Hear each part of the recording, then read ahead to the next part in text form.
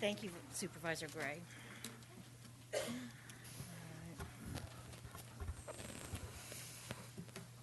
Okay, the first item on our agenda is oral communication. The public may speak on any item not on the printed agenda. No action may be taken by the board.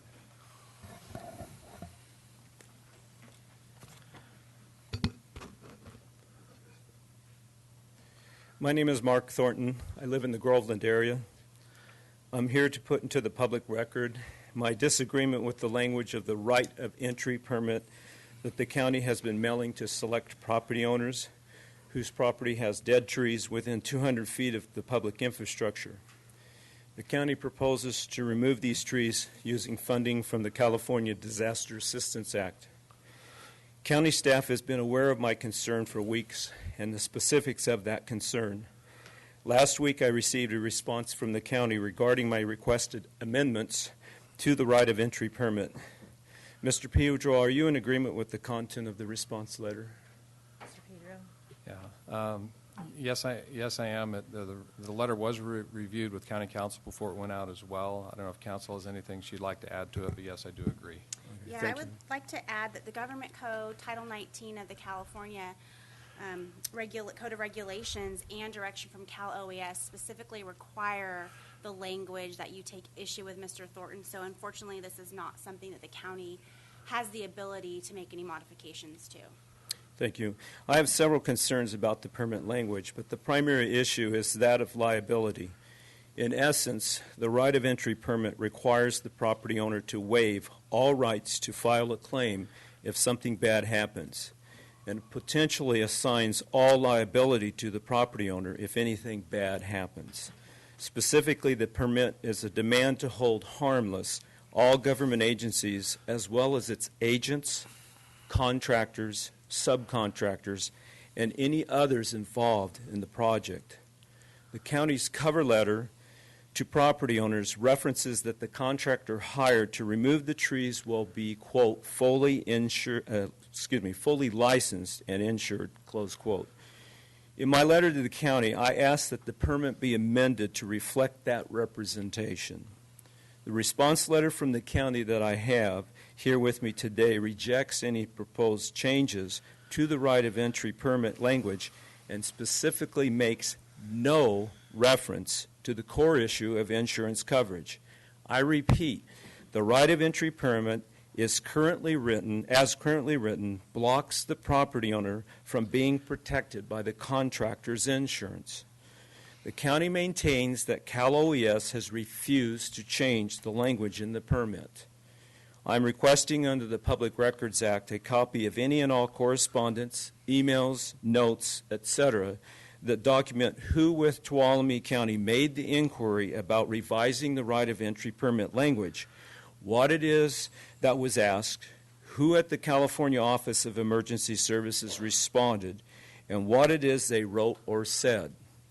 I want the public to know that I not only articulated what my concerns are to county staff, I also proposed a possible solution. But the written response from the county is a harsh, unequivocal no. For those that have received the right of entry permit and have similar concerns to mine, I recommend that you call your state representatives to voice your objection. Thank you. And Mr. Pedro, I have a written public records request I'll hand to you now. Thank you.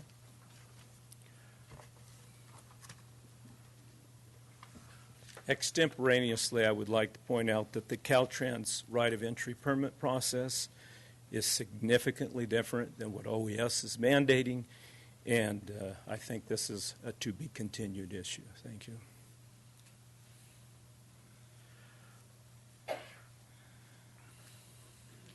Good morning. Rebecca Garcia, Public Affairs for the Stanislaus National Forest.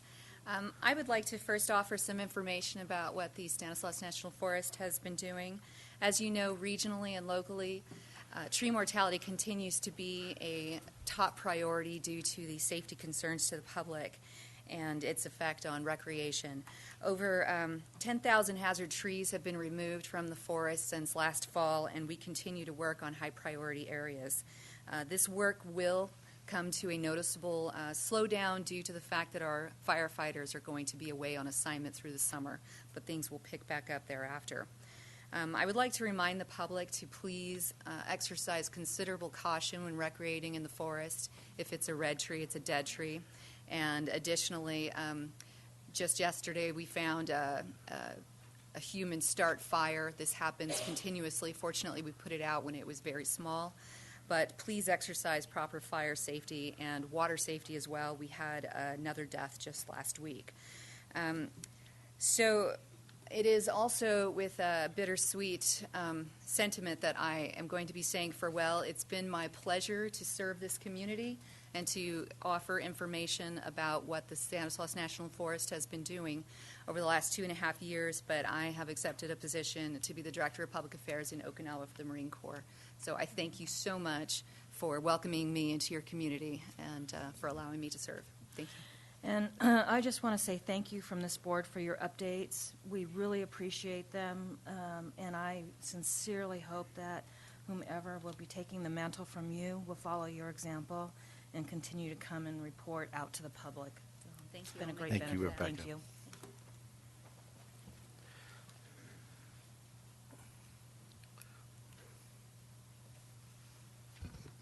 Good morning, supervisors and those and the public. My name is Matt Reed. I'm from Congressman McClintock's office. I'm just here to announce that from 10 a.m. this morning until 11:30 a.m., I'll be hosting office hours on behalf of the Congressman and Supervisor Rotifer's office here on the 4th floor. Thank you, Supervisor Handvelt, for helping to make that possible. And if any constituents of the Congressman have any issues with federal agencies that they would like help navigating, or any issues of federal policy that are concerning, I know that there are quite a few these days, I'd be happy to meet with you and talk through it with you. Thank you.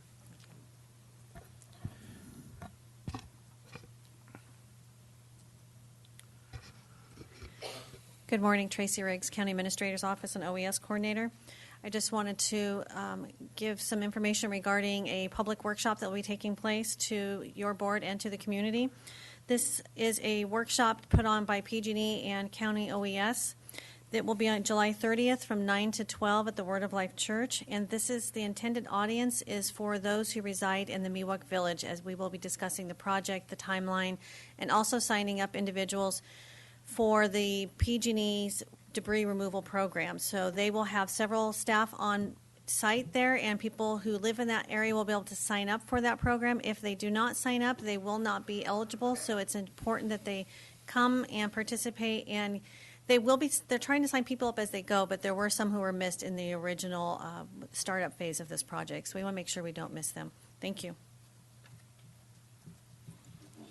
Thank you. Is there any other public comment? Okay, seeing none, will the clerk please read the consent calendar?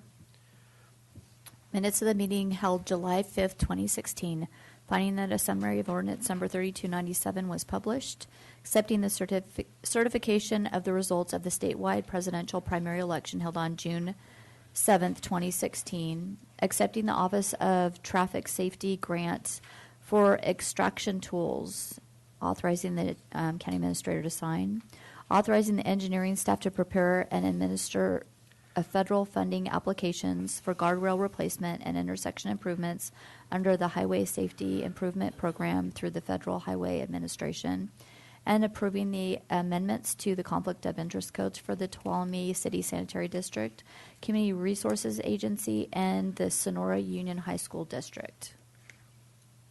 Is there any item to be pulled?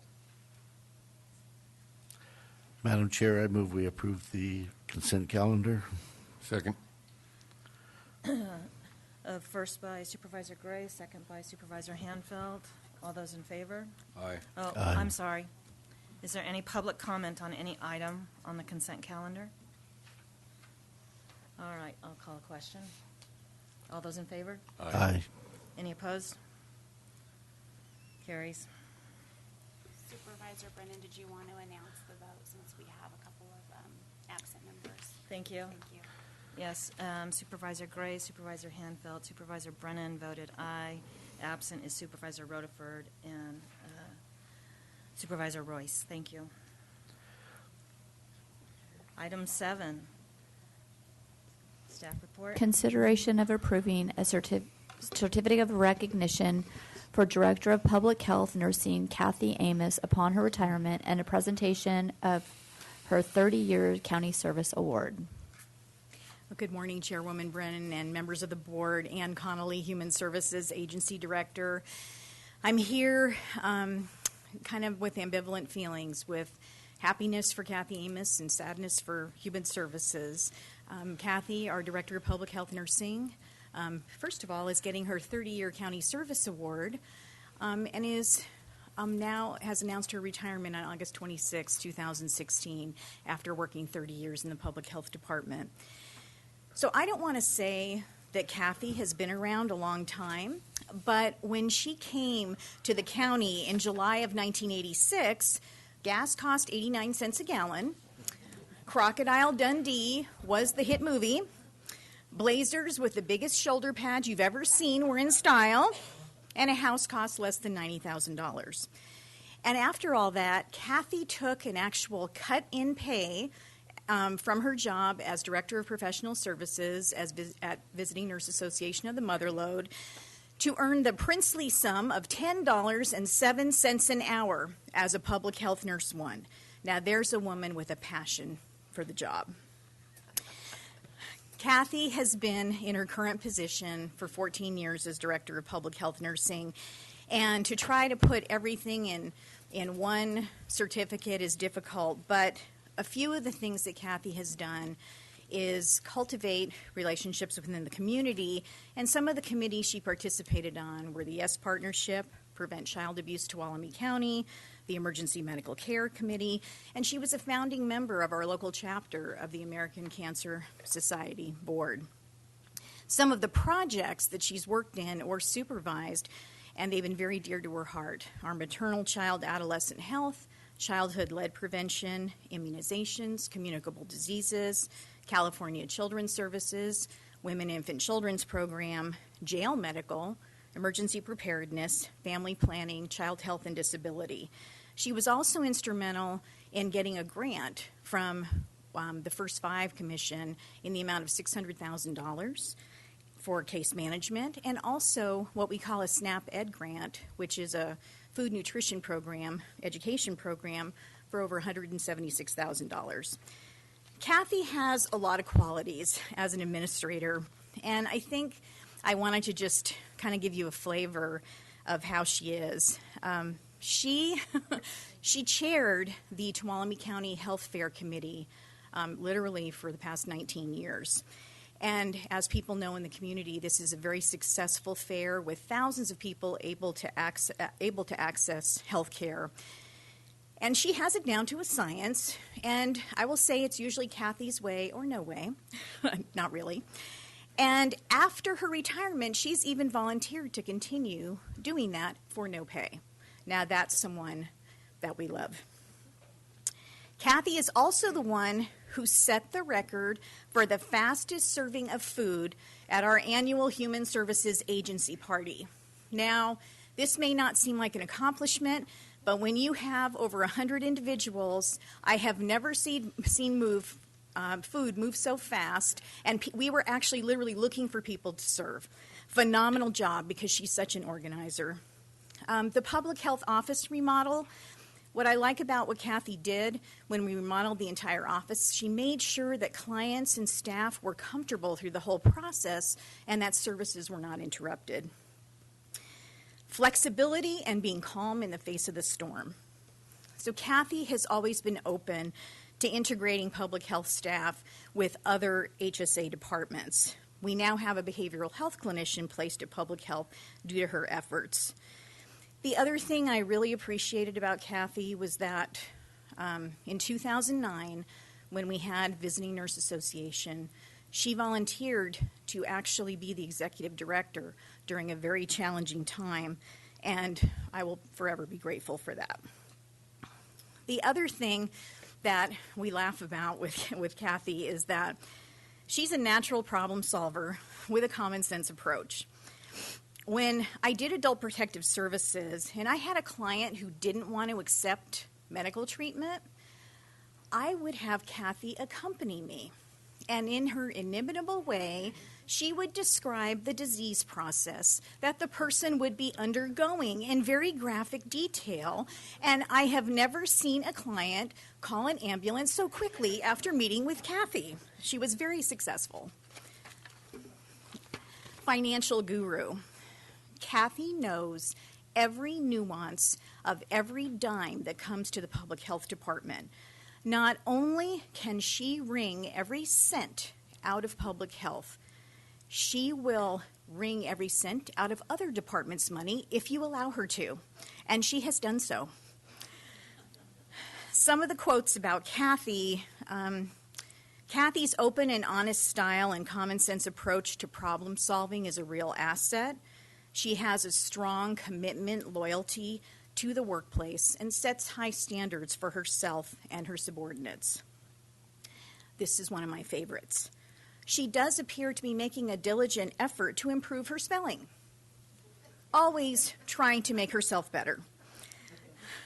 In short, she is a model employee and a star among Tuolumne County employees. She should be cloned.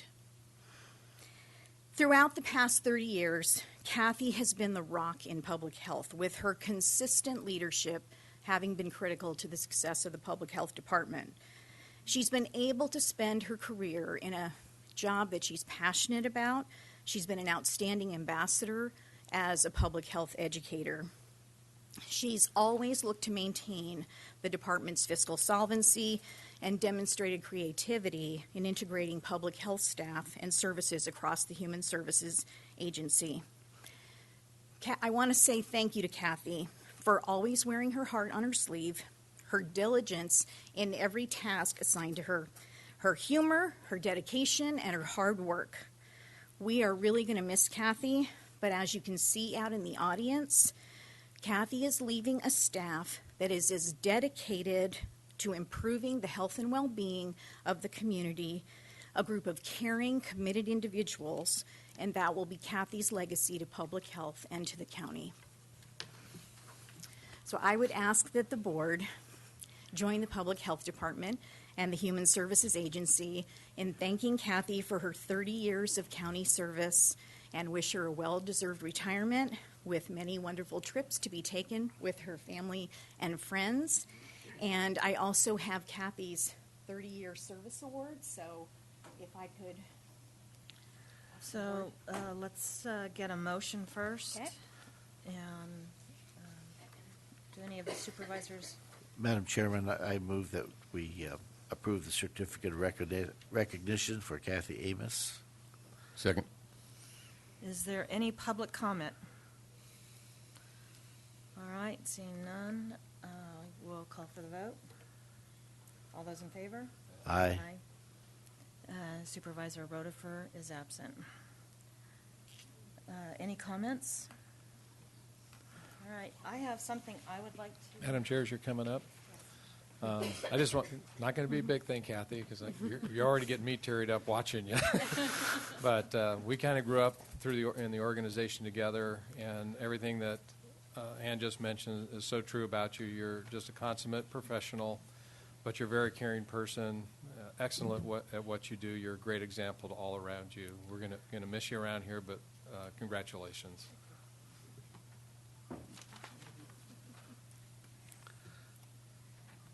So before I read this, I just want to share something. I first met Kathy 18 years ago, I think, when I was on the county school board. And that we had a point in time where we had to immunize every child in Tuolumne County for, I can't remember the strain. Anyways, yeah. And the county school board, to say that we were really wondering how we were going to get this test done, how we were going to get buy-in from parents, how it was going to happen was an understatement. And I met Kathy, and she may not remember this, at Sonora High, and she looked at me and she said, "We can do this." And that simply, since that moment in time, everything that I ever approached Kathy with, heard her speak on, it was a can-do. It was never, I don't know how, it never any skepticism. It was, we can do this. And so I'm going to read this, and I hope you know that it's from the sincerest place in my heart that you have served.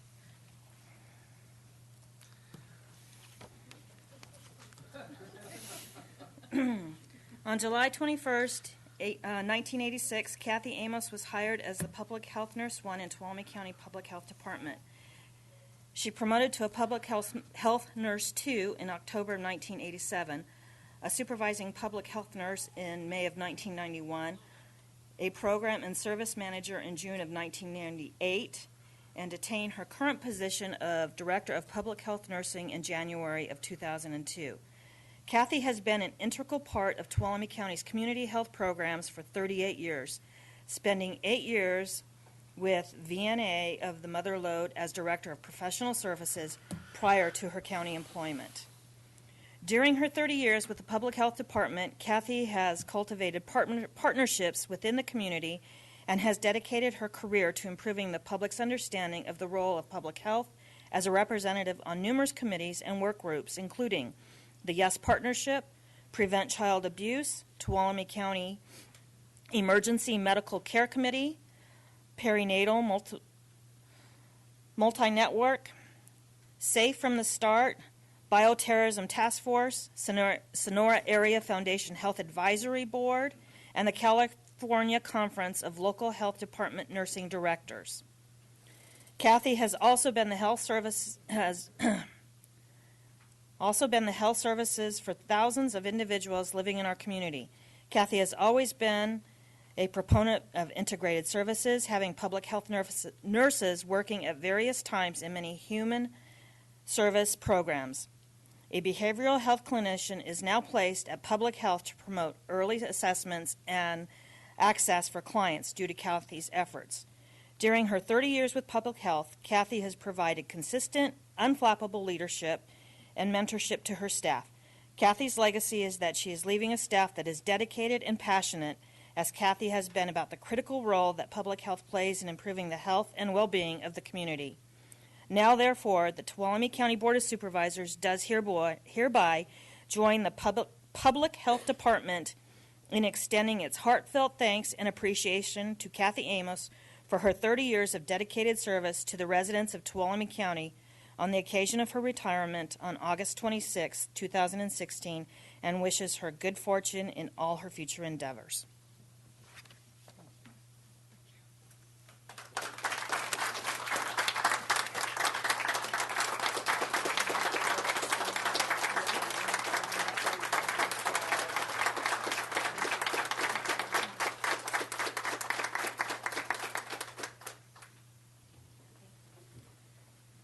Kathy, also don't want to forget your 30-year picture. Kathy now has 6 pictures that she'll be placing at home.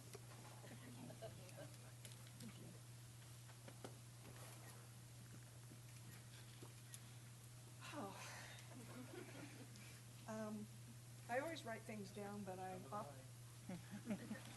I'm Kathy Amos, just in case you didn't know Alicia.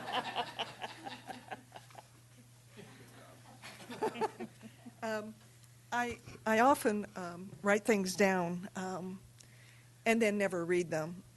They're my backup plan, but I like to talk from the heart more than anything, and that always gets me in trouble because I wear my heart, as it's been said, on my sleeve, but that's okay. That's me. And but I just can't tell you enough how this community has supported me and my family and the work I do. It's just amazing to have an opportunity to work with such wonderful people, from the staff and that I work with currently, past, present, and also to my mentors throughout my career, to the community members, to other departmental members who've been an integral part in accomplishing our public health mission, which is the health and well-being of our community. It isn't a single effort. I'm kind of embarrassed to hear all the nice things, but it really is a reflection on our community. So I know that I'm leaving, I'm extremely confident of the staff that we have now that will continue on and make improvements and look to the future challenges, because we know there are a lot of challenges out there that everyone will still have to face. But I can't tell you how grateful I am for the camaraderie and the work and the passion that I have for public health. And it's just, I'm moving to my next chapter, and I look forward to retirement, and I'm having a ball. I've already been gone 2 weeks, so I'm having a ball. And so all is good. And I thank the board for the support of our department. Remember us at budget times. Remember the staff at negotiation times. They're hardworking people who do a lot of hard work. And so thank you. Thank you very much.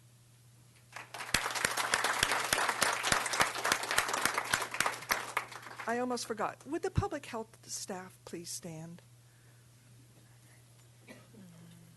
This is public health. It isn't me. This is public health. And this is only the few that were able to attend today. And I know that others are here with us in spirit. So give them a big round of applause, because they are what accomplished for me.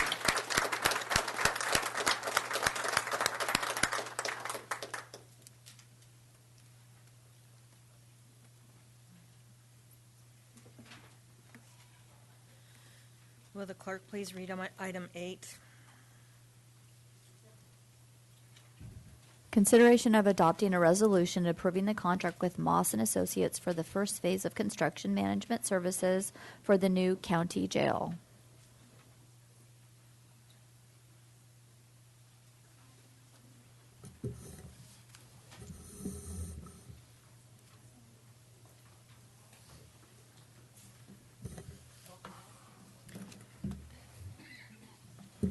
Good morning. Maureen Frank, Deputy County Administrator, and with me today is Under Sheriff Bill Pooley and Lieutenant Tammy McKay. Before you today for your consideration is a construction management contract with Moss and Associates related to the new county jail. As your board is aware, back in 2014, the county graciously received $20 million from SB 1022 funding. And the following year, we received $13 million from AB 900 funds, both of those funding sources to go to pay for a new county jail. Since that time, the core county team has been working with Lionakis Architects, various state agencies, CDCR, BSCC, Department of General Services, to get all the project establishment paperwork done and completed, and work on our grant, work through the grant process. We also had RMA out of the Fresno office do a geotech report for us to assist in finding out what's underneath the ground and to provide that information to Lionakis and our civil engineer as we go forward in the planning of the facility. The new jail facility is approximately 69,000 square feet and will consist of 230 beds. It contains the usual components of lobby area, intake, medical unit, kitchen, programs, staffing program, staff areas, administration. The plans are currently right now at 75% complete. We will be, once the plans are finalized and approved, most likely we'll be going out to bid in March 2017 with the bids due May 17th. Staff is anticipating that the notice to proceed for this project will be June 2017 and construction taking approximately 17 months. Right now, with 75% completed plans, your staff in front of you is recommending that it's time to go out and hire a construction management firm. So an RFQ was submitted back in April of this current year and was sent out to 15 firms, all of the building exchanges, and was also advertised in the local paper.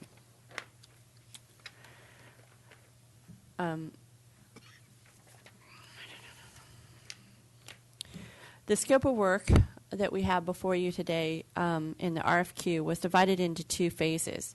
Basically, we wanted to do the first phase of the project was just to concentrate on everything before we went out to bid. So, for example, we want this firm that we're going to select to review the building design so far and the functions of it, evaluate alternative methods and materials, basically to make sure that we are getting what we want out of it programmatically, yet at the most cost-efficient way that we can. Provide a constructability review of the final plans and specifications, so the plans, when they go out to bid, are as clear as possible, and so there's no confusion when contractors are looking at those bids, at the proposals and at the specifications. And we also want them to develop a master construction schedule and then also administration of the bidding process. So that means, just like we had with the juvenile facility, going out, talking to the local contractors, talking the project up and getting as many contractors interested in this project as possible. The second phase of the scope of project will be issued once the notice to proceed to the selected contractor is let out.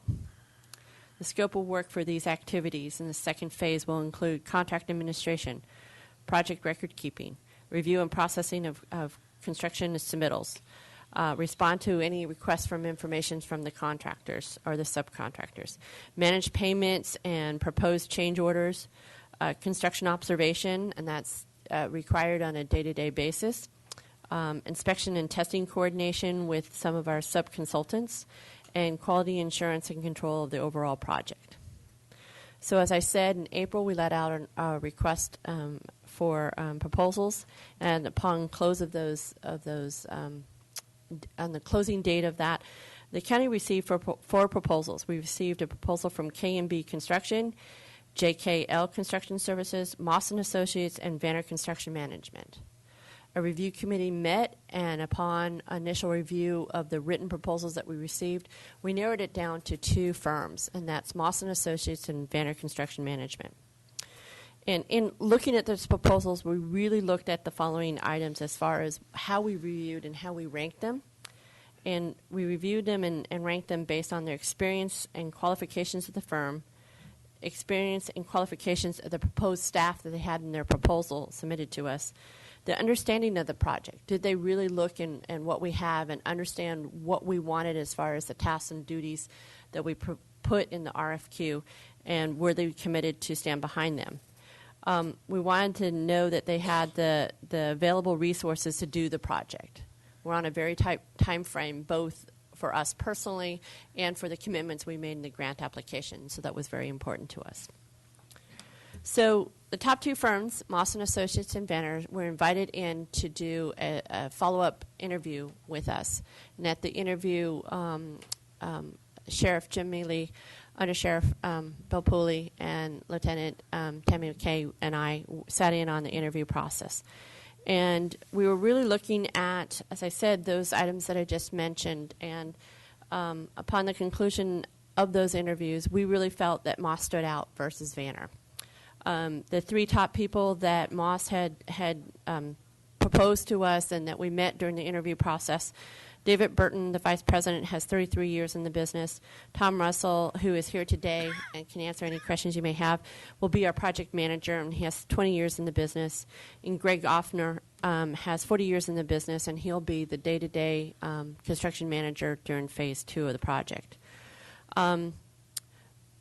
Moss & Associates has some experience in California building detention facilities, not as much as this team really would have liked to have seen, but they have extensive experience building detention facilities specifically across the nation, and they've really done a lot in New York and Florida and Colorado.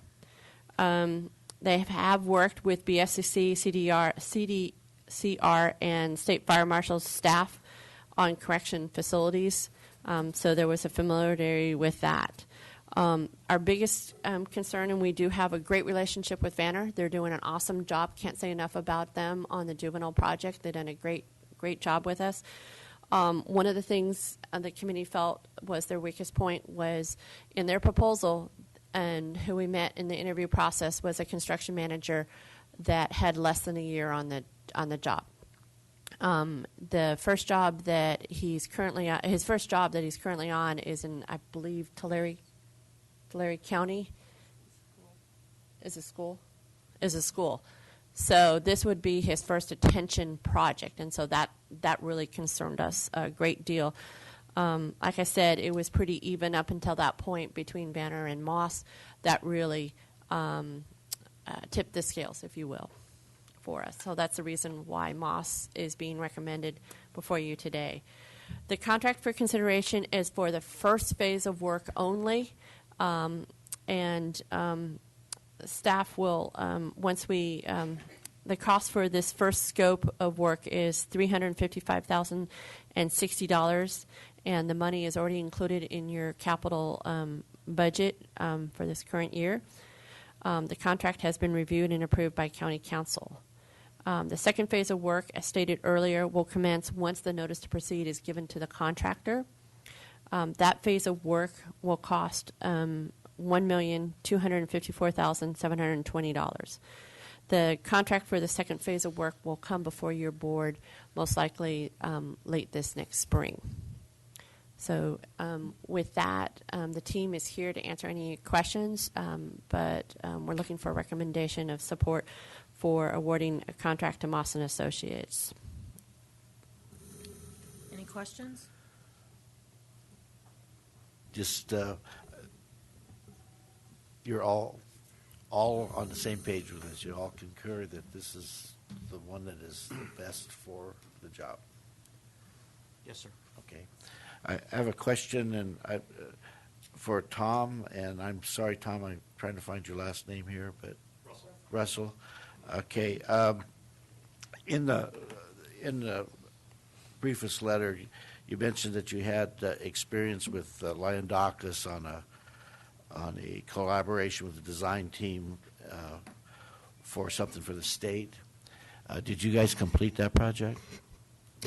No, sir. That was a pursuit that we were unsuccessful with, but we did spend a year and a half with that team, getting to know them, getting to know how they worked, and pursuing the CDCR project. It was the Stockton project, phases 1, 2, and 3. It was quite a large project. We were in the contractor's role, so we have a lot of experience with Lyondakis, working with them and understanding how they work. Unfortunately, we were unsuccessful on the project, but we do have experience with them and the CDCR through that.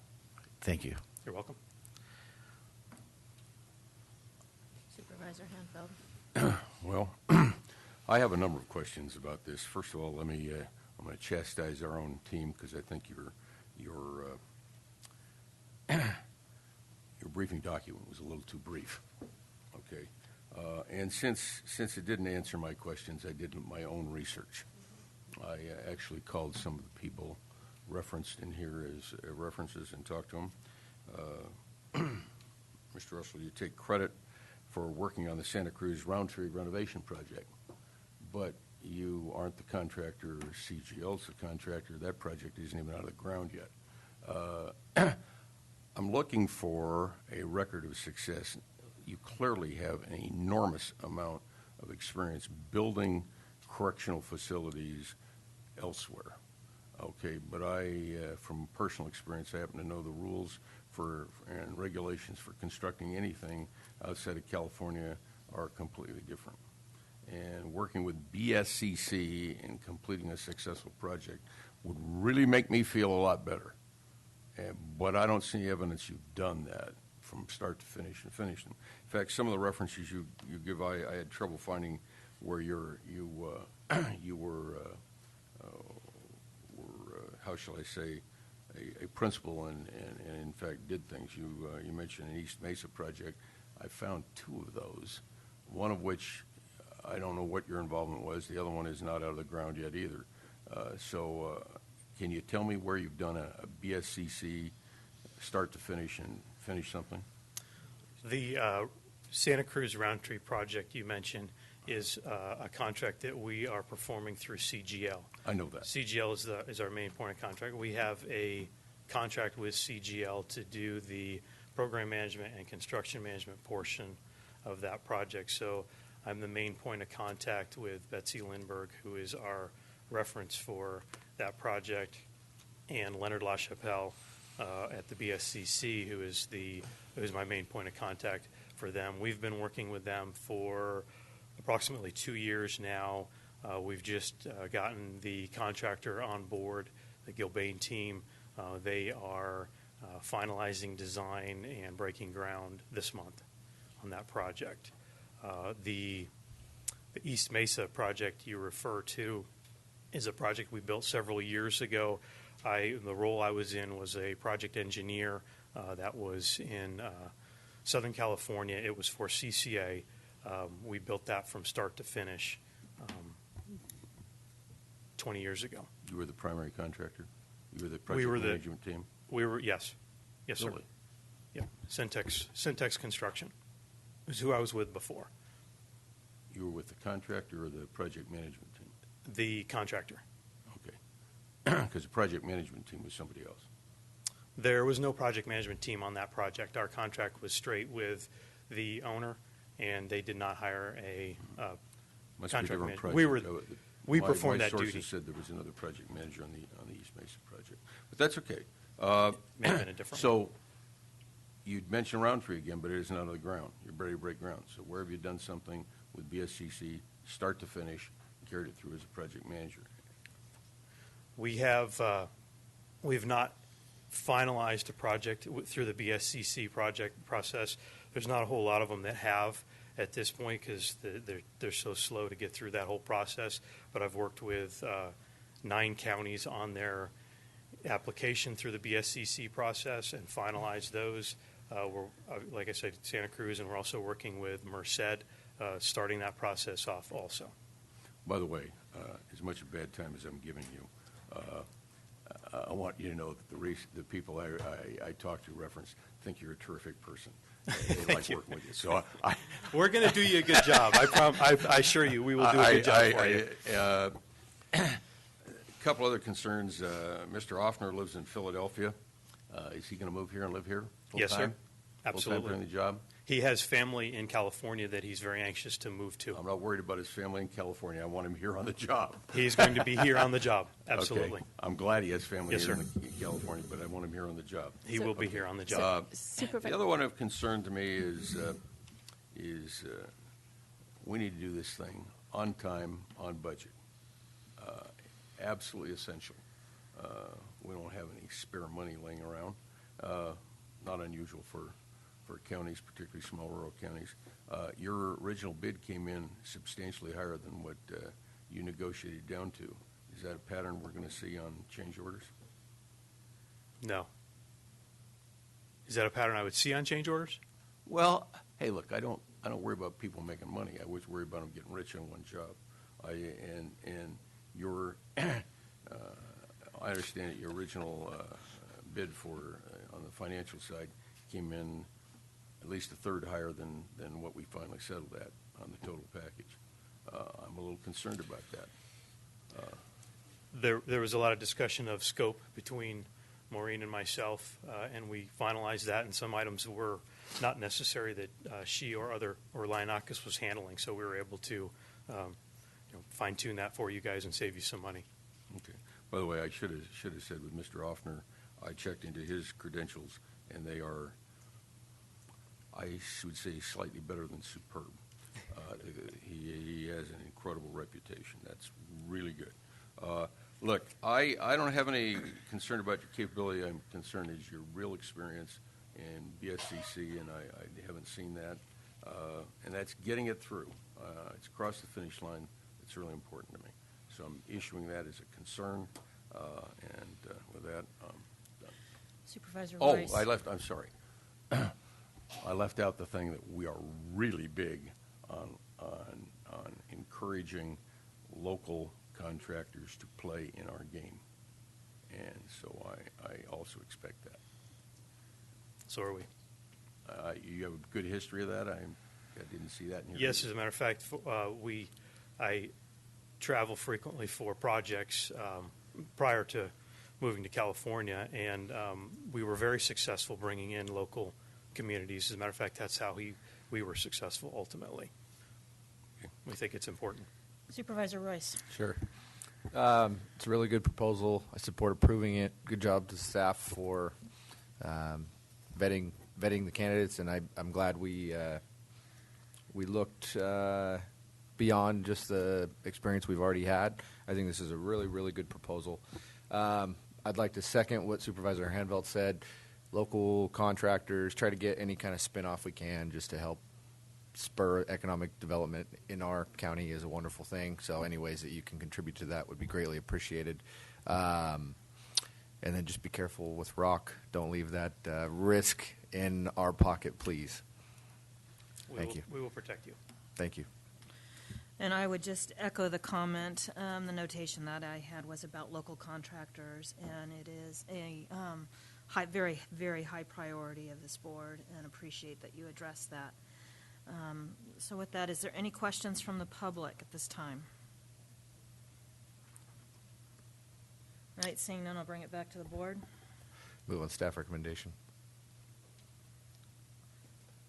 Second. So a motion from Supervisor Royce, second from Supervisor Gray. Is there any public comment? All those in favor? Aye. Aye. Unanimous vote with Supervisor Roder for absent. Oh, I apologize. Supervisor Gray, Royce, and Brennan vote in the affirmative. Supervisor Roder is absent, and Supervisor Hanfeld has abstained. Thank you. Thank you. Thank you. Will the clerk please read item 8A? Consideration of adopting a resolution approving the 2016 Tuolumne County Management Association Memorandum of Understanding. Good morning, Ann Fremd, HR Risk Manager.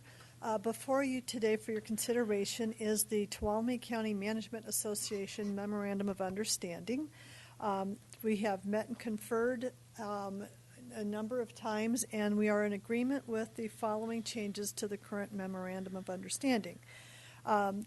Your board accepted a compensation study performed by Coffin Associates in December of 2015, and the first increment of implementation of this survey are included in this MOU.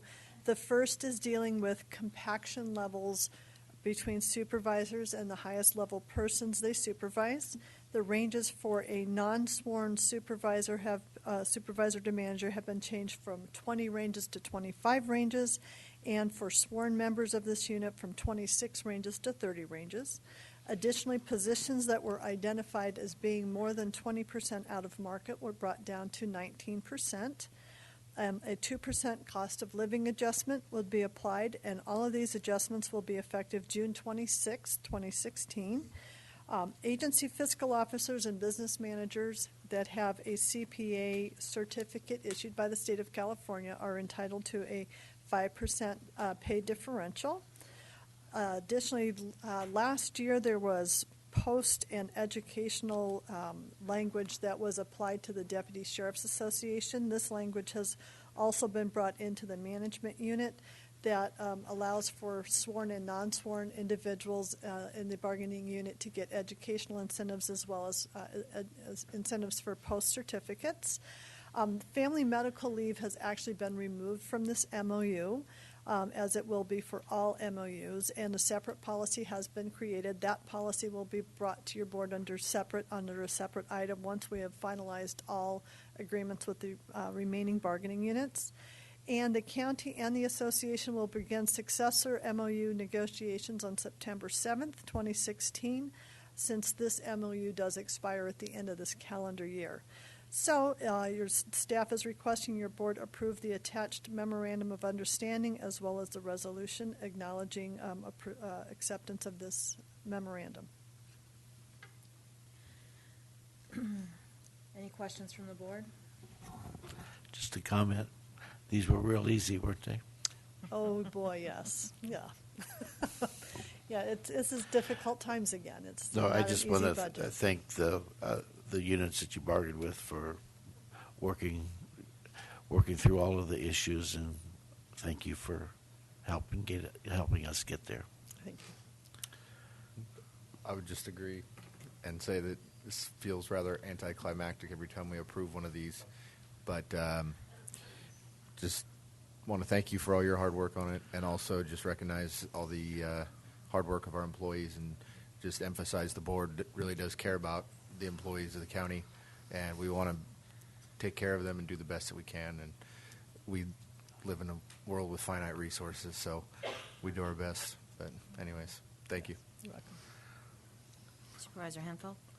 Yeah, one more. I want to thank you. I want to thank the members of the employee negotiating teams for working through us on this. This is, as we know, is a first step in doing what we need to do, and a lot of hard work. So I say thank you to you, thank you to the employees affected by this, and I'll move approval.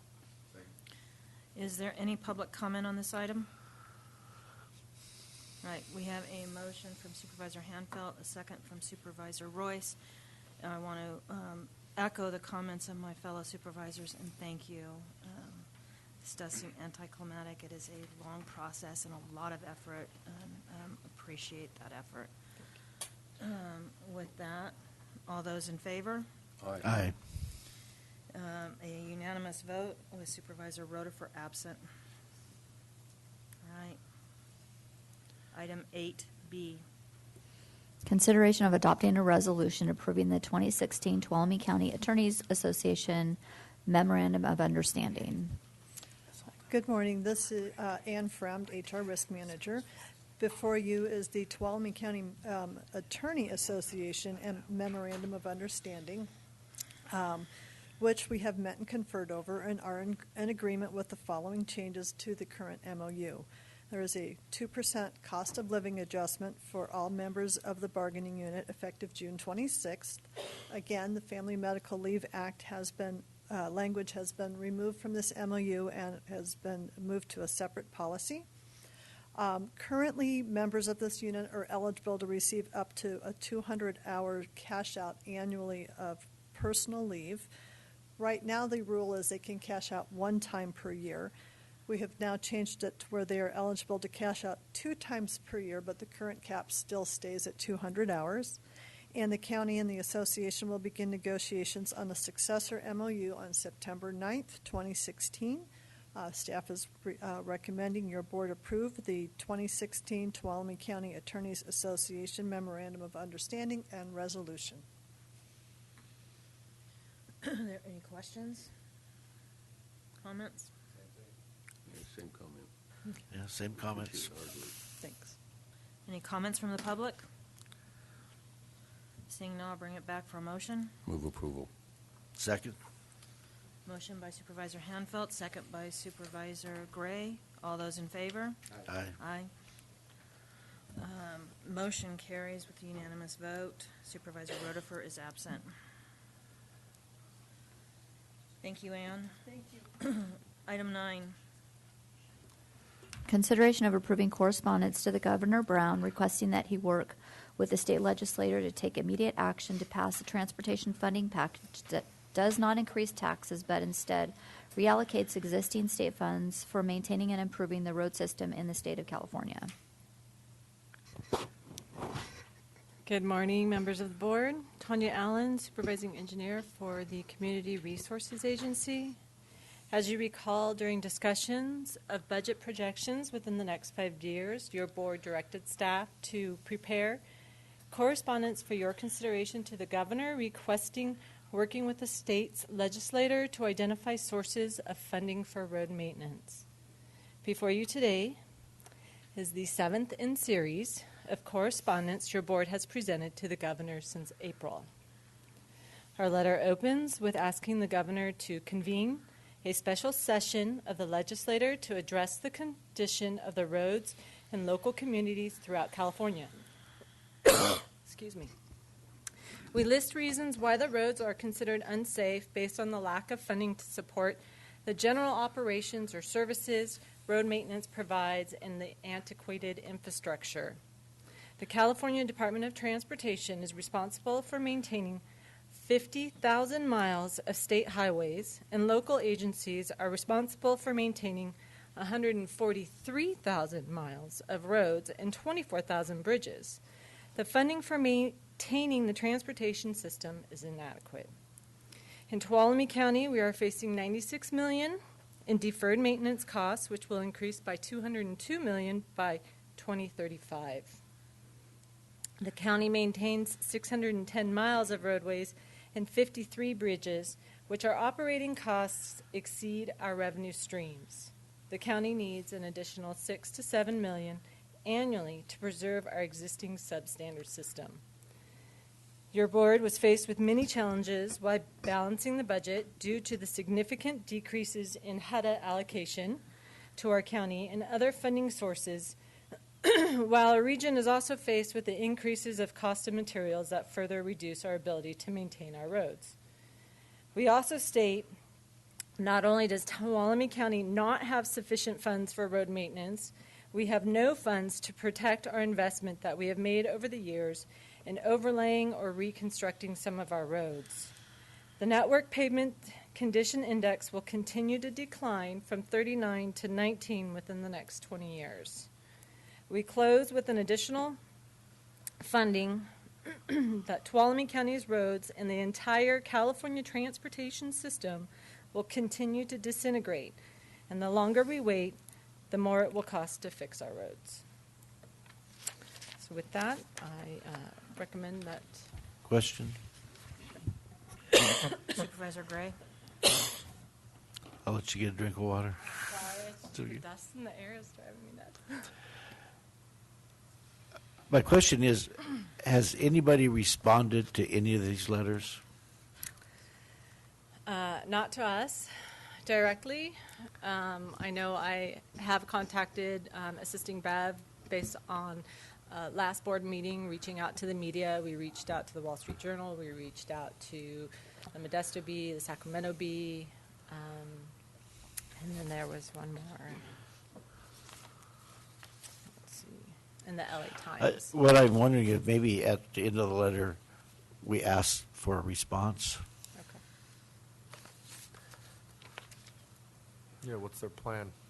Yeah, there's some sort of response. I mean, we're sending these out, and I hope they're just not round filing them. But if we never hear back, to me, it means we're being ignored. So maybe we ought to ask for a response. Okay, so acknowledgement of the letters. Mm-hmm. I know when Bev and Duke did go up to Sacramento, that they were completely aware of the problem and that they just didn't have a resolution for it. So. I'm sure they are, but again, would like to get some sort of response back or at least request one. Okay. Supervisor Royce? Well, I think that's a great idea. I think we need to press them in other ways than just one-sided conversation with letters. The other thing that I would like to do is, just for future letter ideas, is very, very short letters that are very, very pointed. I get letters all the time, and if they're 2 or 3 pages, it's hard to get to the end of them. And I try to just get to the point really fast.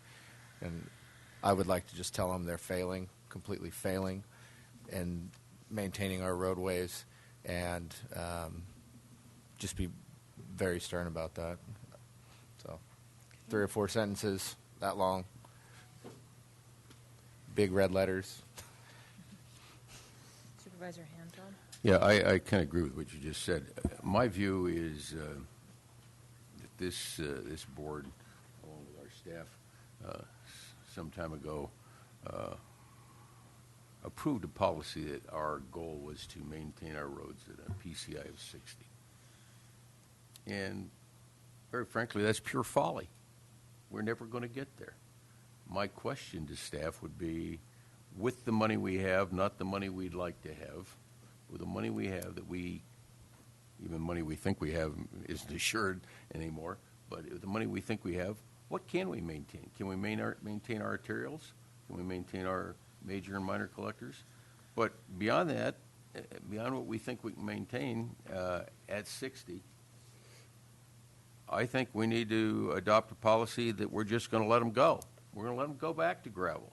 I mean, we're kidding ourselves if we think anything else is going to happen. And by the way, other counties have done this. And I think then we just do what Supervisor Roy says and explain to the governor that that's our new policy. And it's because we don't have any money, and we're just going to refer people to you when they complain. Because that's where we are in reality. What can we do? And I don't know that we can do 60 with on our arterials and major and minor collectors with the money we get. And I think it's a reasonable, rational approach. Reality is what we need to face. I feel bad for my constituents and the people of this county outside of District 2, but reality is reality. Okay. I just want to make a point. I don't disagree with your sentiments, but I'm not okay with pursuing a policy that says we're going to let our roads go to gravel. Just because, even though it is a reality, I don't want to pursue it as a policy because I don't want that to be a directive or something. But it is going to be the outcome. That's why we need to make such a big fuss about it. You know, the worst thing you do is lie to yourself. Right. I'm not going to lie to my constituents Right. and say we're going to try and get. But to it's not a 60. policy. We're not going to do that. It shouldn't be a policy. So I want to agree with Supervisor Gray's comment and specifically ask for some kind of response. And I had made a notation just in the conclusion, of asking for an updated plan of, how they will be addressing this in the future, something to solicit a response. And I would also like to thank you for sending it to the media. And can you provide me, did you send those to specific reporters or just in general? The LA Times was a specific person. I'll have to ask Bev. And if you could just forward that, that would be great.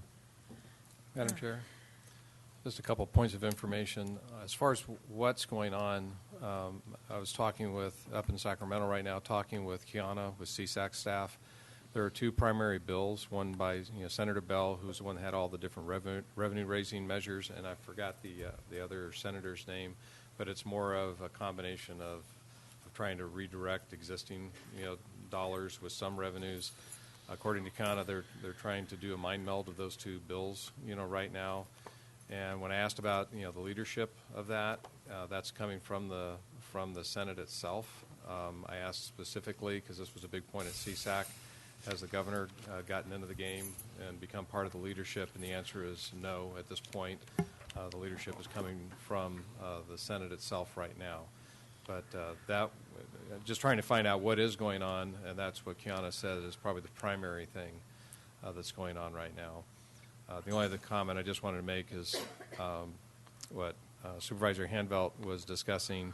I did ask Bev to at least let's look at the information related to what are the impacts at the current funding level, what we can do, can't do, and bring that to a Transportation Committee meeting to discuss further what do you do with that information, ultimately to bring some form of discussion to the board. What do you do with that information? Madam Chair? Yes. I just want to make note that the clerk of the board, on her cover letter, when she did send that off, it does say thank you for your consideration and your prompt response to this matter, but it's not in the body of the letter, but she did send a cover letter with it. Is that correct?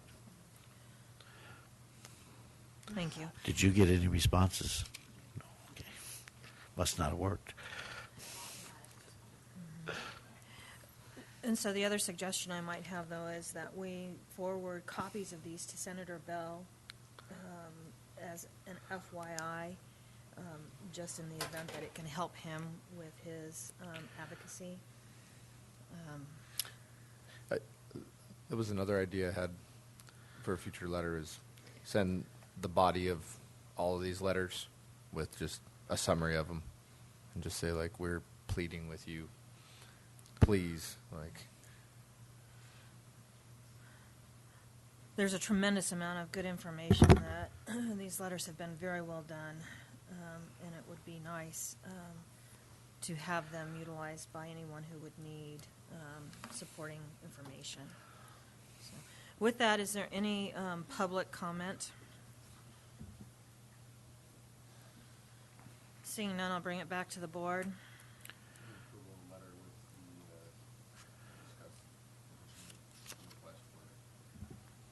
Response. Second. Motion by Supervisor Royce, second by Supervisor Gray.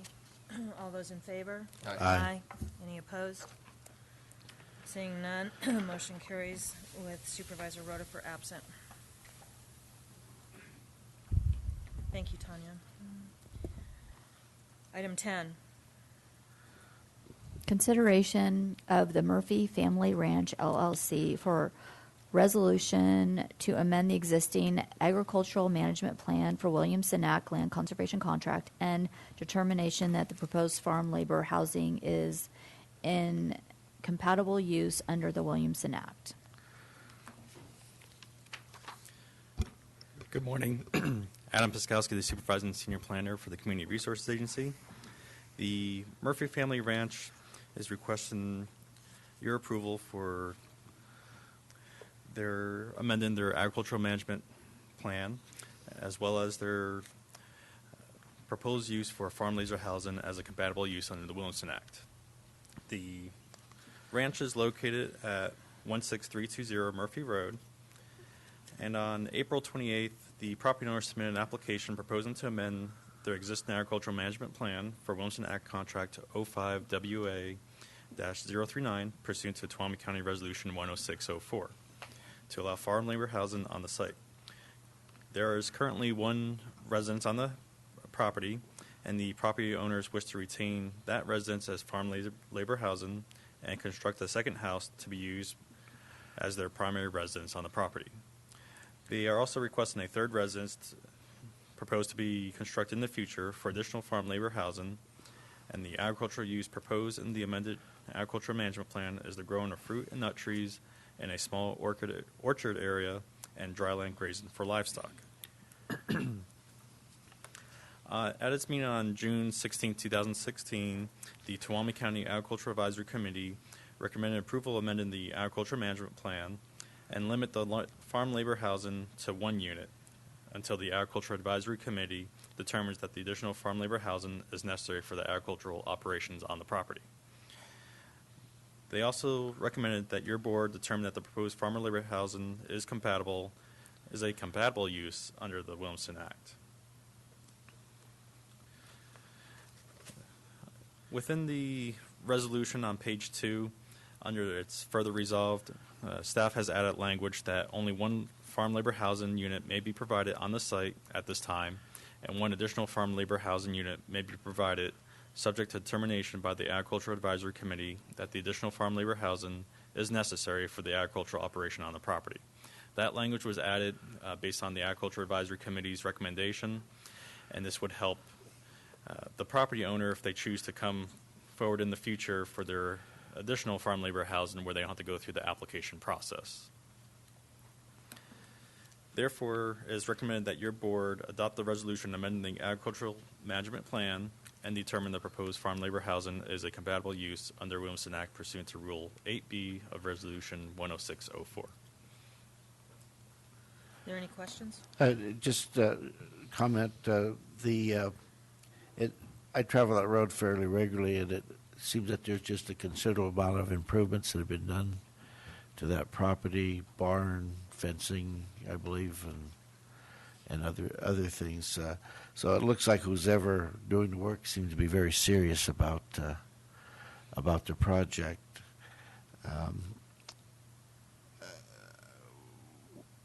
What I'm wondering is, with all that activity, is that road suitable for all this additional work that's going on? Maybe we need some improvements. Getting back to our last letter. We have a policy of dirt roads.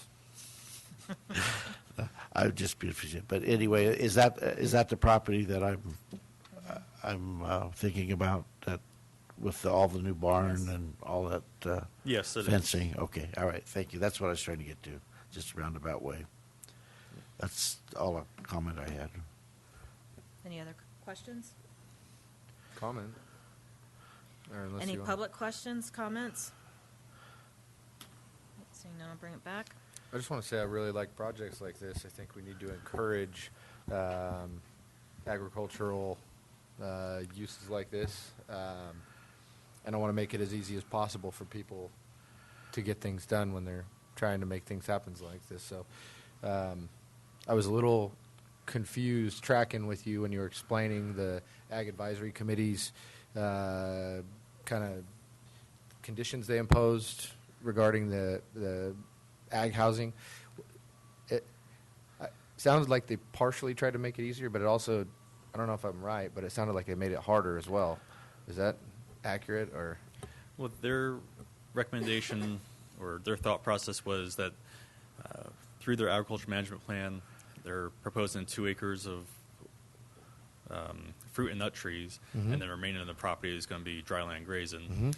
And they just needed or requested additional information to really support the second farm labor housing unit.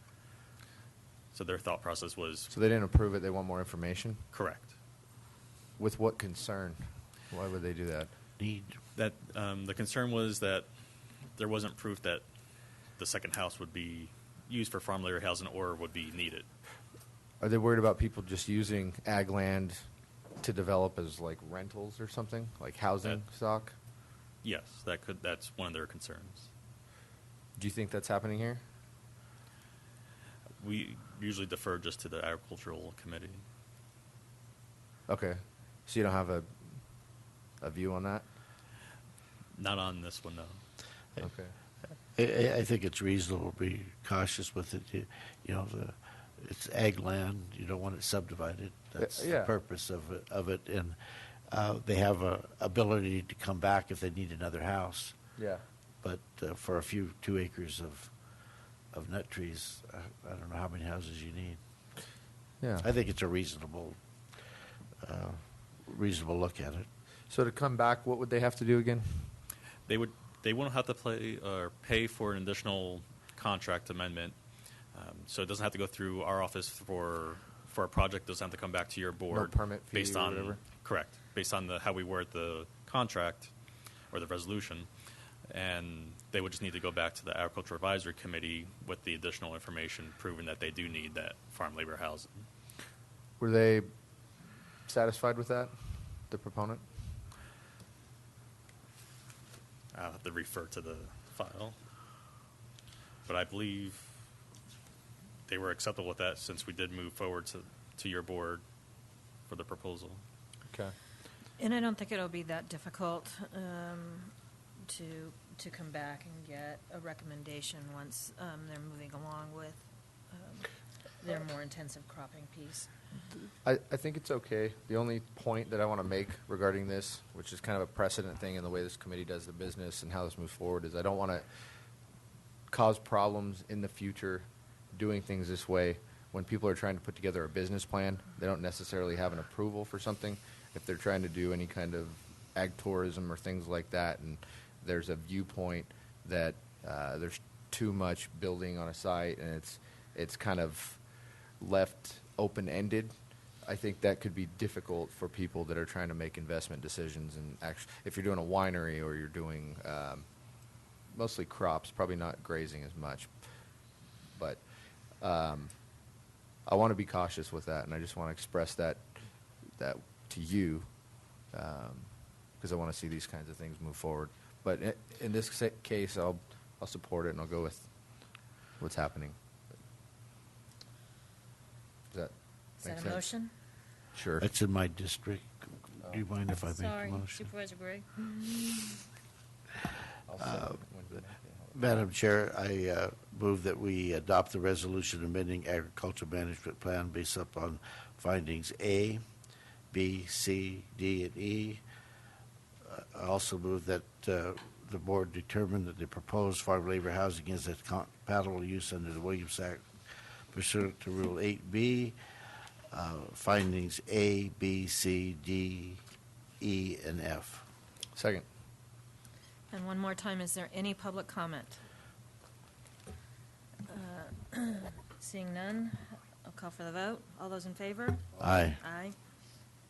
Any opposed? Motion carries unanimously with Supervisor Rodifer absent. Thank you. Will the clerk please read item 11?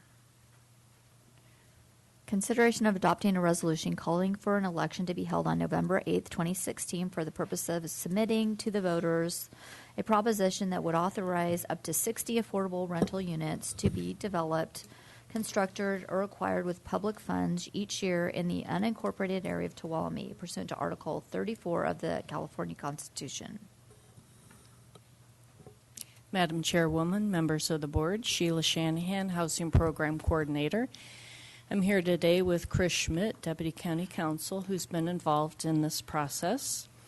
As you might recall, on June 7th, your board voted to support Valley Vista Senior Apartments, which is a proposed 80-unit affordable housing project, and approved acting as joint applicant on their cap and trade affordable housing and sustainable communities grant application.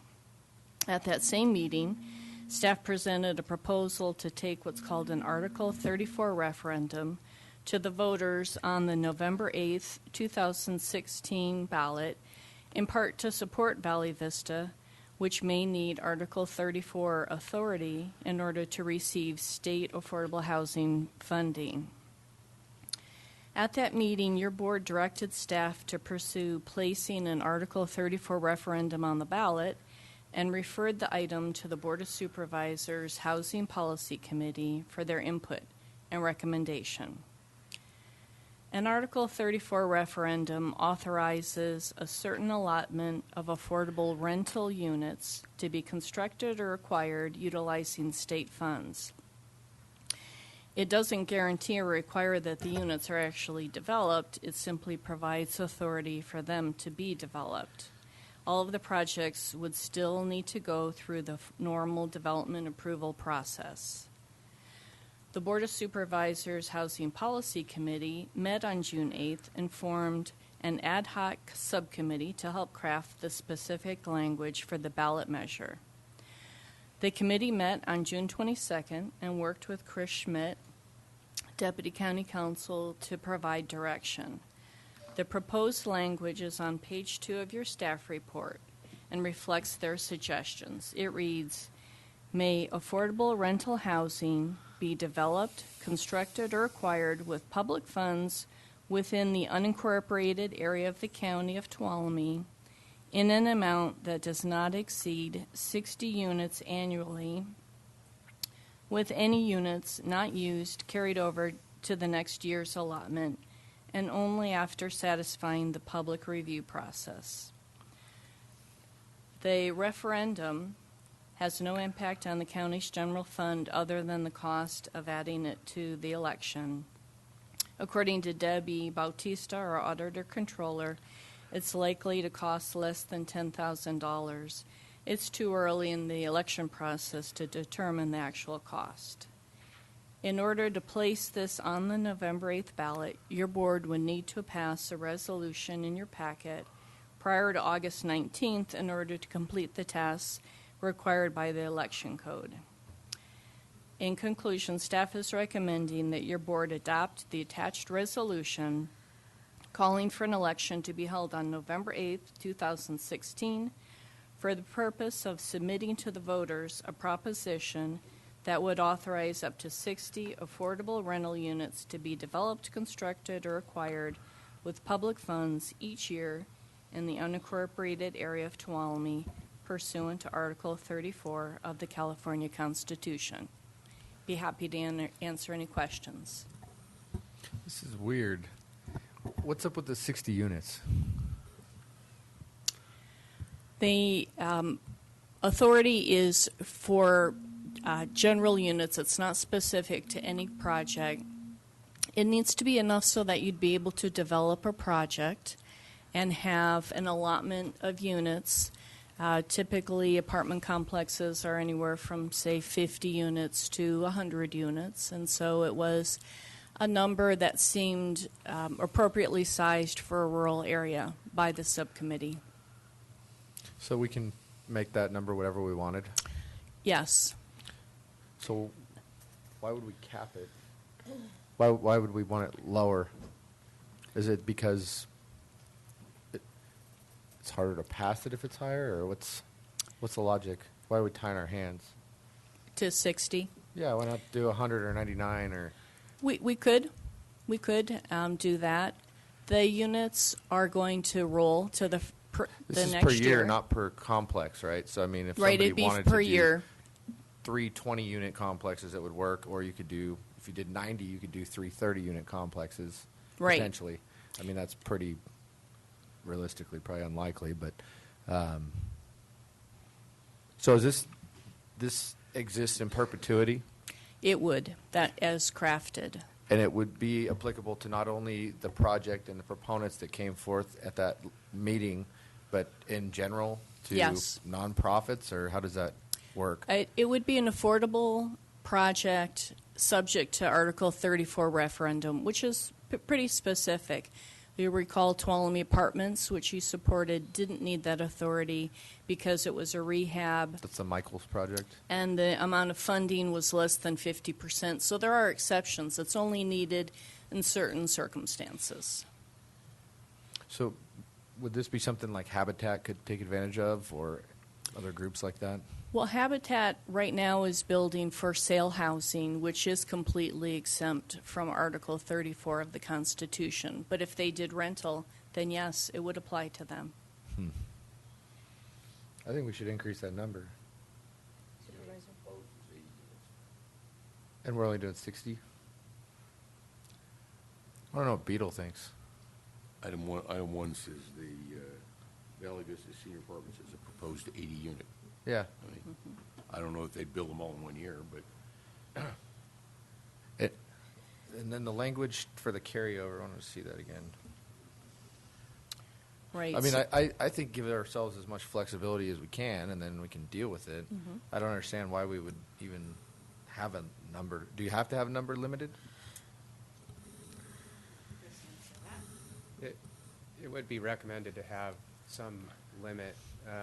It looks like the practice for different agencies would be either a lower rolling amount annually, or have, say, a maximum of several thousand over the span of several decades. In this case, the Housing Policy Committee opted for 60 units annually. They opted not to go with the set larger. So, Christopher, can you speak into the mic? They can't hear you in the audience. Sorry. Thank you. So that's what the committee came up with. So let's maybe, Beetle, could you come up for a second? You were very involved in this conversation, and maybe you can answer a few of these questions. I'll try. Beetle Barber, retired. Aren't you retired? Yes. I told you I wasn't going anywhere. she changed her mind. Right. A couple of things. First of all, an apartment complex can pay for itself at 60 units. That's actually a baseline. You mean it's a viable business venture? You can make it a viable business venture, yes. We did not want to have anyone panic thinking that we were going to just cover Tuolumne County with many, many subsidized That's the apartments. concern. So that's why it was 60. But from a building point of view, if you pass this, I mean, if it gets voted and the county passes it, nothing will happen in that first year. So Because that's the it's- rollover part? That's the rollover part, yes. By the time anyone comes along to take advantage of this, it will be 120 or, 180, because nobody moves that quickly. And that's why Valley Vista proposing 80 units has no concerns about this, because by the time they actually break ground, It's we'll be there. into the second year. Yeah. Have you seen a history of these fail You mean in other voted counties? for? Yeah. No. Most communities see this as a willingness or preparedness. Usually it comes along with a lot of discussion that's been happening in the community about the lack of rental housing, so there is a certain amount of awareness of it that, that's why we're at this point now. It has been raised in jurisdictions to prevent affordable housing, affordable rental housing from being built as sort of there's like opposition to it? Yeah, an opposition point. But I have not seen in California this come up for referendum and people say no, because it's usually preceded by a growing awareness in the community that there's just not enough rental housing. And I think that discussion has happened in Tuolumne County, and we will certainly, even those of us who are retired and no longer on the committee, will be very active in advocating for this and talking to organizations and making sure that they understand this is not specific to one project. It doesn't circumvent any of the very careful planning that goes into any sort of large rental project, but it shows willingness on the part of the community. Is there a lot of competition for these funds?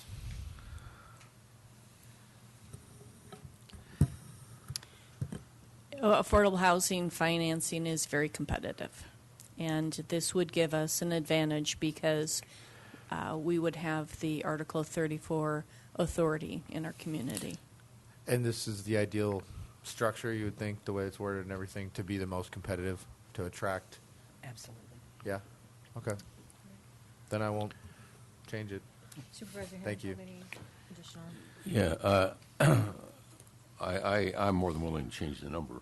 But this is essential, I think, to our community. First of all, let me point out rental units are premium. I heard that at the Government Affairs Council yesterday. The real estate representative, he says rents are up because there isn't any rental housing in our community, let alone affordable rental housing.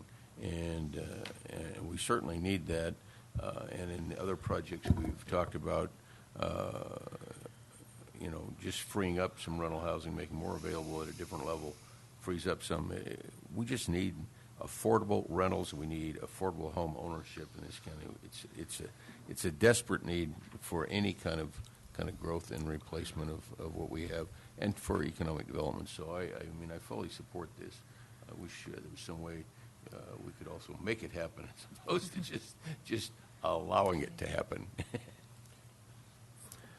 No, I'm certainly in favor. We do have a definite need, and I think it's important for people to know that it's not designated for one particular project. It's And that was, countywide. I'm sorry, but that really was a question that I had. There will be statements with the ballot measure for and against, and are there word limitations on those statements?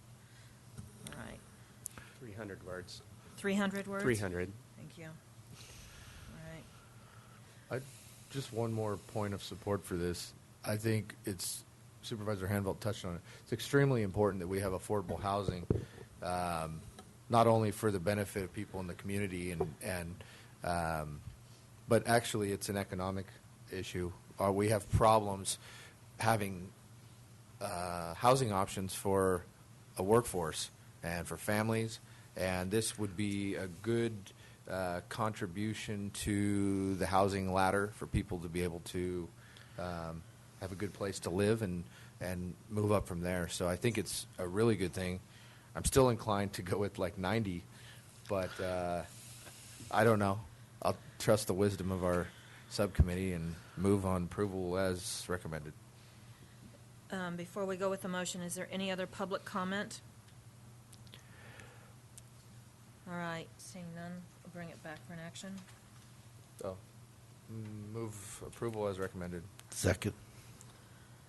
Motion by Supervisor Royce, second by Supervisor Gray. All those in favor? Aye. Any opposed? Motion carries unanimously with Supervisor Rhoda absent. Thank you. We can do item 12 if it's relatively quick, because we do have a call for our closed session item.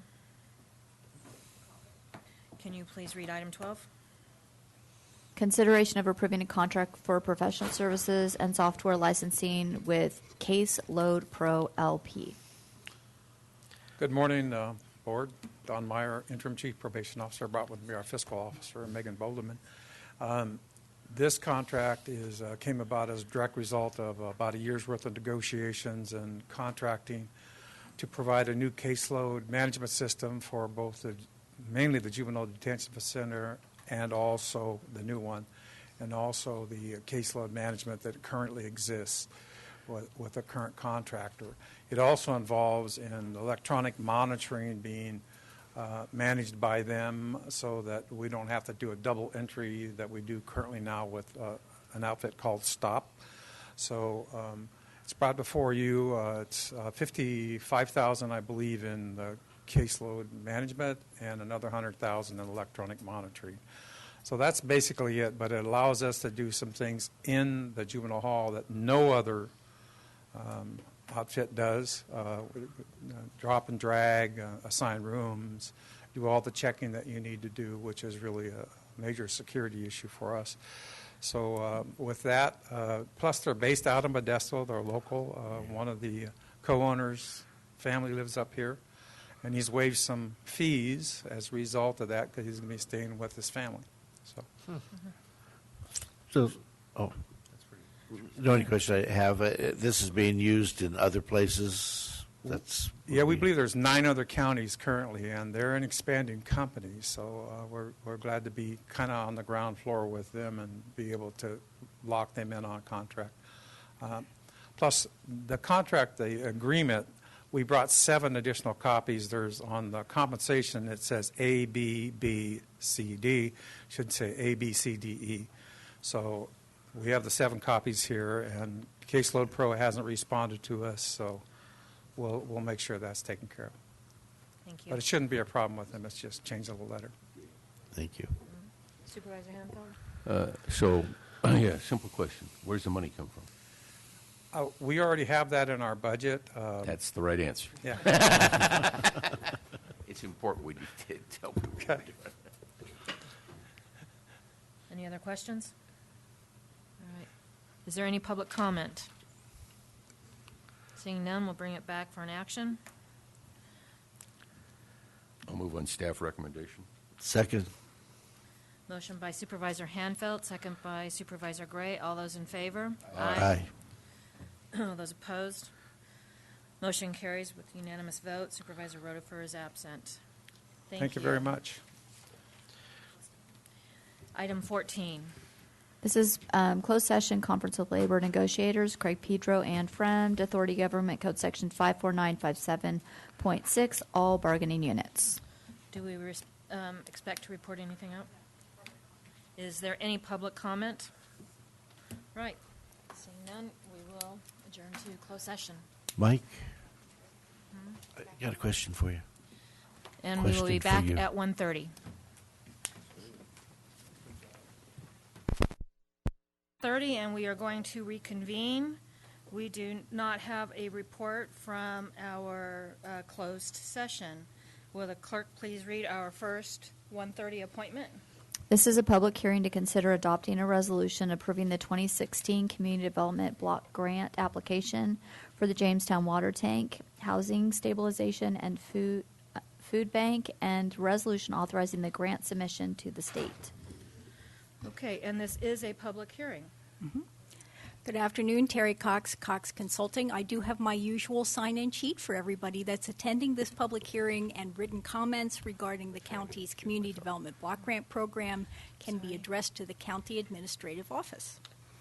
Hi, Terry. So, due to Government Code Section 87100, as always, I will recuse myself on CDBG stuff because I have a county revolving loan with my business from 2009. Thank you.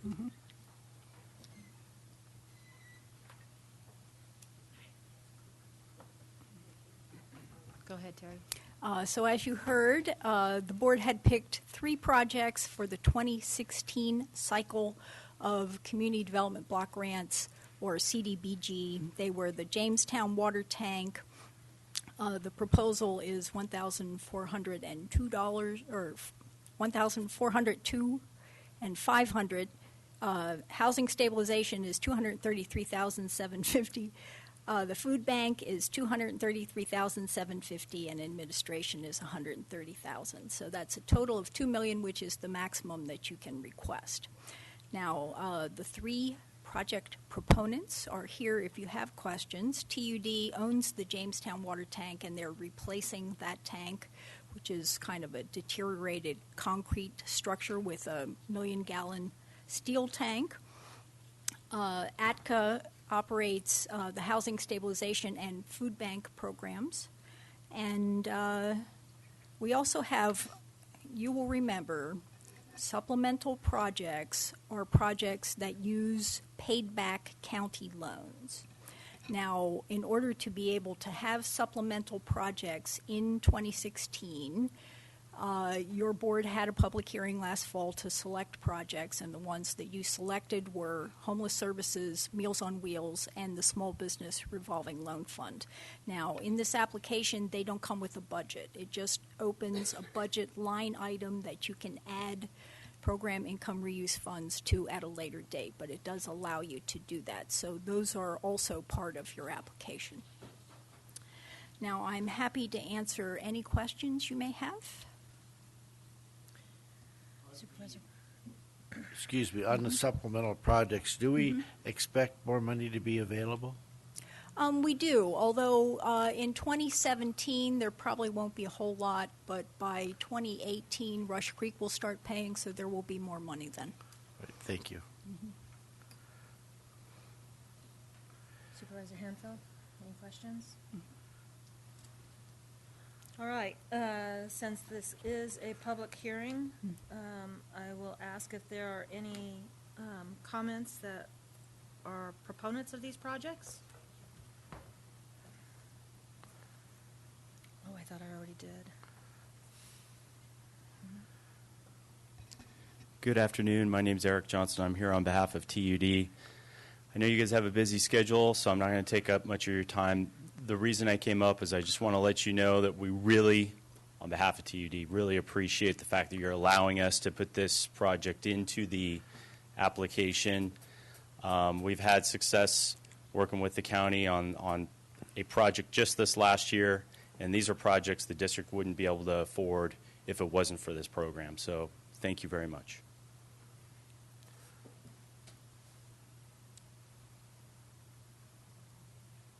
Any other proponent comments?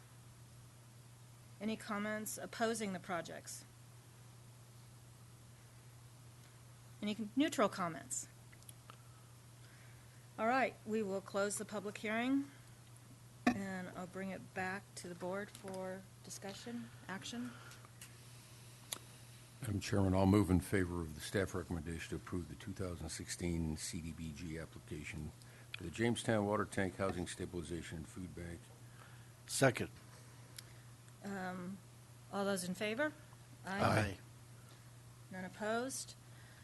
Motion carries. Supervisor Hanfield, Brennan, and Gray voting for, Supervisor Royce recusing himself, and Supervisor Rotifer absent. Thank you. Thank you. All right. Will the clerk please read our second public hearing? This is a public hearing to consider rescinding resolution number 70-10 and adopting a resolution modifying the fee schedule for Tuolumne County ambulance and related services.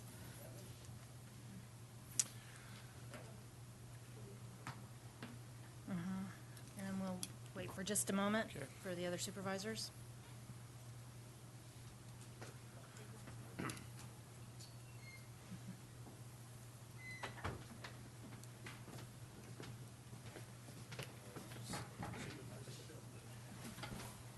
Again, this is a public hearing, and staff report, please. Madam Chair, members of the board, I'm Steve Boyack from the Human Services Agency. Along with me today is Clarence Team, our Emergency Medical Services Coordinator. We're before your board today for your board's consideration to modify the ambulance rate resolution beginning tomorrow. Before we ask for your board's consideration to move to the public hearing, we have a little bit of background information. remind the board that the Ambulance Enterprise Fund is just that. It's an enterprise fund where the fund is primarily paid for by fee for service. And as our PowerPoint presentation today will show, we have some revenue sources that are precarious, to say the least, as we move on into the future. One of the larger reasons we're before your board to ask for the consideration for the ambulance rate change. The slide right now is a fiscal overview, the fiscal year 14-15 ambulance fund.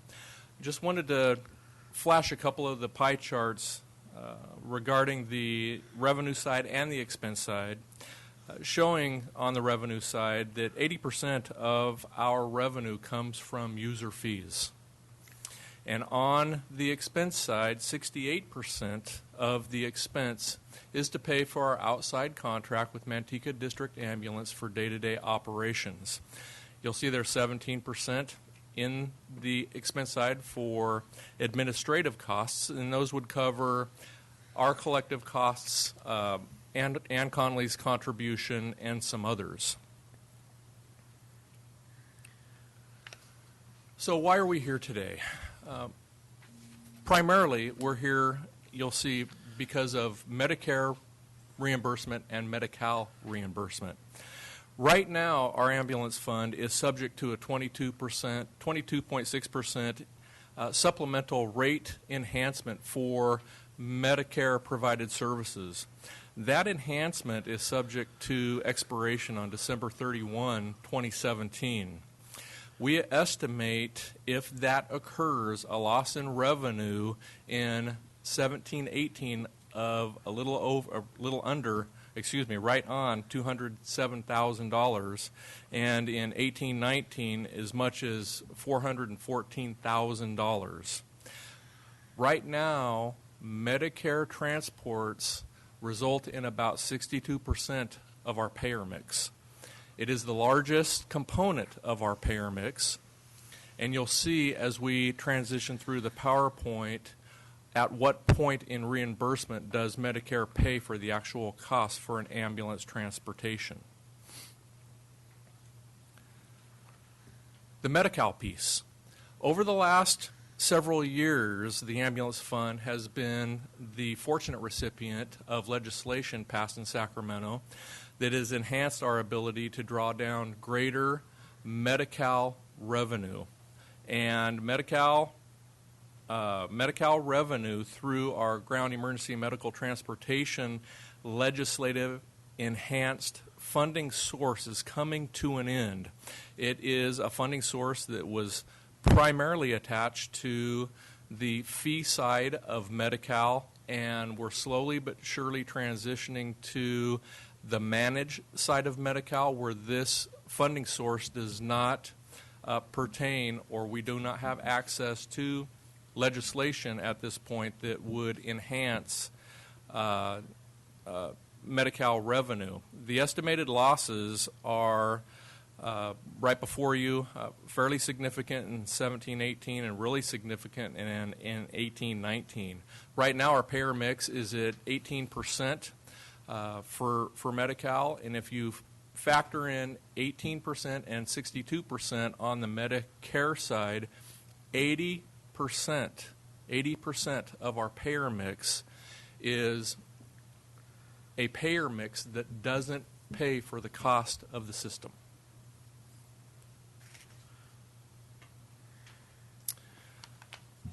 So some of the costs that we're looking at into the future that we want to ensure that we are planning for: future ambulance acquisitions. This year we have enhanced the ambulance budget to assume a large responsibility for outfitting the Sheriff Office Dispatch Center with new equipment. There are durable equipment purchases into the future that we need to be cognizant of, and one of the larger ones is the ambulance station here in Sonora. It sits right now on Forest Road. that location, which is owned by the state of California, may be a location where the California CAL FIRE Emergency Communication Center may relocate to. And if that occurs, we are going to have to relocate an ambulance station somewhere in downtown Sonora. All right, Clarence is going to take this next one. On the slide you see before you, this is, yeah. Okay, there. Clarence Team EMS Coordinator for Tuolumne County. The slide you see before you labeled pair mix is basically historical and a projected mix of where we get our revenues from. And if you look, the red line up top is our Medicare. And as Steve mentioned, it is currently at 62%, but we project that to be near 70% by the end of 2018. So that is not going to get any better for us. Also, the Medi-Cal line, which is the purple one with the boxes on it, square boxes, has remained relatively stable. And if the one that is really kind of disheartening is the yellow line, which is private third-party insurance. And if you look over the years, it has trended from about 30%, and by the end of 2018, we expect it to be about 9%. And those are, generally speaking, the people who end up paying the full cost of, or the full bill for their ambulance service. Medi-Cal and Medicare, unfortunately, do not.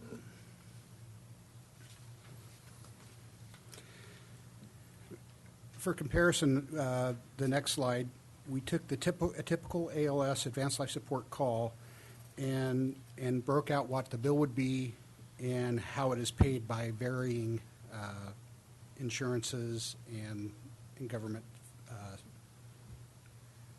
health care. The average bill, being a 2-mile transport, advanced life support with oxygen, comes out to about $1,734.80. A third-party insurance will pay roughly $1,000, or roughly about $1,400. The remainder will be borne by the private, by the client or by the patient. If you look at Medicare, by their allowables, they will pay approximately $450. The client will pay approximately $114. Now, you go to the next one, which is where it differs a little bit here from what we think of Medi-Cal and managed care of Medi-Cal. The Medi-Cal fee for service, they will pay $117.02. But through the Ground Emergency Medical Transportation Program, we can get a government transfer from Department of Health Care Services for $652. And that basically makes up the difference between what it absolutely cost us to run the call and what Medi-Cal fee-for-service will pay. And the last one you see to the far right is Medi-Cal managed care. It is not eligible for the GEMT program, so therefore we get $117.02, irregardless of how large a bill the patient generates.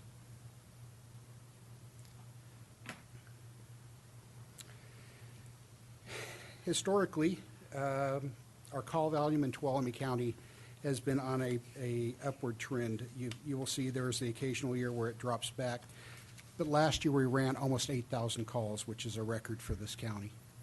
About 6,000 of those were actually transported and generated a bill. So if this trend continues, we are going to have a lot more patients, and a good chunk of those patients will not be able to pay full fare.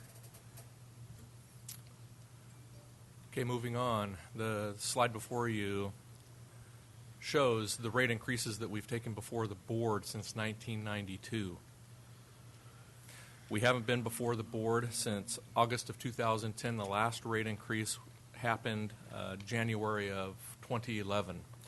So because of the fact that we were recipients of Ground Emergency Medical Transportation Enhanced Medi-Cal revenue reimbursement, as well as the 22.6% Medicare super rural enhanced reimbursement, we have been able to push out coming back before your board to ask for an increase in rates. These are the proposed rates. What are we are proposing that we increase rates by 12.5% beginning tomorrow, July 20. And again, another 12.5% increase beginning January 1st, 2017. So the numbers that you see here are the numbers that would be represented in the resolution should your board choose to adopt the resolution.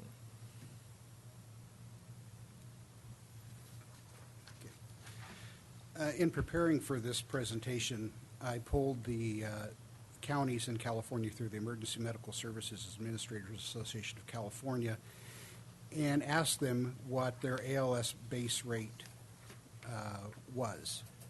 And so we got those numbers and put it into a graph, a bar chart, so we could compare how we look compared to other counties. And just to let you know, this is not comparing apples to apples because no county sets their billing things the same way. Some of them have a base rate plus charges for supplies. Other ones have just an inclusive base rate, and mileage charges vary also. So even though it's not perfect, it does give us a good idea of what's going on in the state. If you look, you'll see where our current rates are, and all the stuff that all these rates that are specific to Tuolumne County are kind of the gold color. Our current rates are well below the state average. If you look towards the middle of the graph, you'll see the state average represented by a green bar. Even with our proposal for the July 20th rate increase, we are still below average. And if we include the January 2017, we're below the 75th percentile for the state. Even though it's a lot of money, we understand that, but we are trying to provide the service as reasonably as possible. And I think we represent that we're being responsible with the money in the enterprise fund. So again, we are asking for a 25% increase in ambulance rates to begin tomorrow on July 20, again on January 1st, 2017. We're expecting a first-year revenue enhancement in 2016-17 of a little, almost $573,000. This item was taken before your board's Finance Committee on June 3rd. After some dialogue and some question and answer period, the board's Finance Committee concurred with staff's recommendation. So, Madam Chair, this is a public hearing. After the public hearing closes, staff would respectfully request that your board consider adopting the resolution before you, modifying the ambulance rates beginning tomorrow, July 20, 2016, and again on January 1st, 2017, and at the same time rescinding Resolution 1710 effective tomorrow, July 20th, 2016. All right. So first, I'd like to ask if there's any questions from my fellow board members. Just a couple. Well, this is all predicated on not having the enhancements. What happens if we keep the enhancements?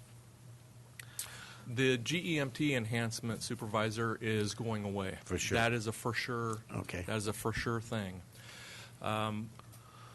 It seems as though to guard against having to do the dance on the super rural enhancement, it seems like every time it's up for appropriation in Congress, because it is an appropriation that comes through Congress from Washington, that we are having to go before the board, get letters to side with the fact that we need to have this enhancement, get those letters back. It always seems to come about and remain, but there's always a chance that it could go away, and it's significant. I would just say that in order for us to advance plan for a possible ambulance station move and other capital improvements within the fund, it's going to allow us to advance plan right now as opposed to later. Okay, but we still would try to pursue the enhancement in whatever way possible. We wouldn't just turn our back on it. Oh, no. Okay. It's significant to our fund. All right. The second one is, has to do with the question when you mentioned relocating the Sonora ambulance into Sonora. There has been a lot of previous discussion about putting that ambulance in the Jamestown area because it's easier to access the Columbia and the west side of the county and still be close enough to Sonora. Is that something that we would be considering in our thought process? Well, Supervisor, in the past, I know there has been consideration for possibly a joint venture between ambulance and fire in Jamestown. I don't know exactly where that sits at this point in time, but that is something that I don't believe is on the table right now, but certainly would be up for consideration. We would take into account where we are responding the most. Where do our calls happen the most in the system and deploy resources to respond to the system requirements. Okay, thank you. Maybe we could use the 5 acres of extra that we have out at the Justice Center for that type of building. I don't know. How much does the Affordable Care Act have to do with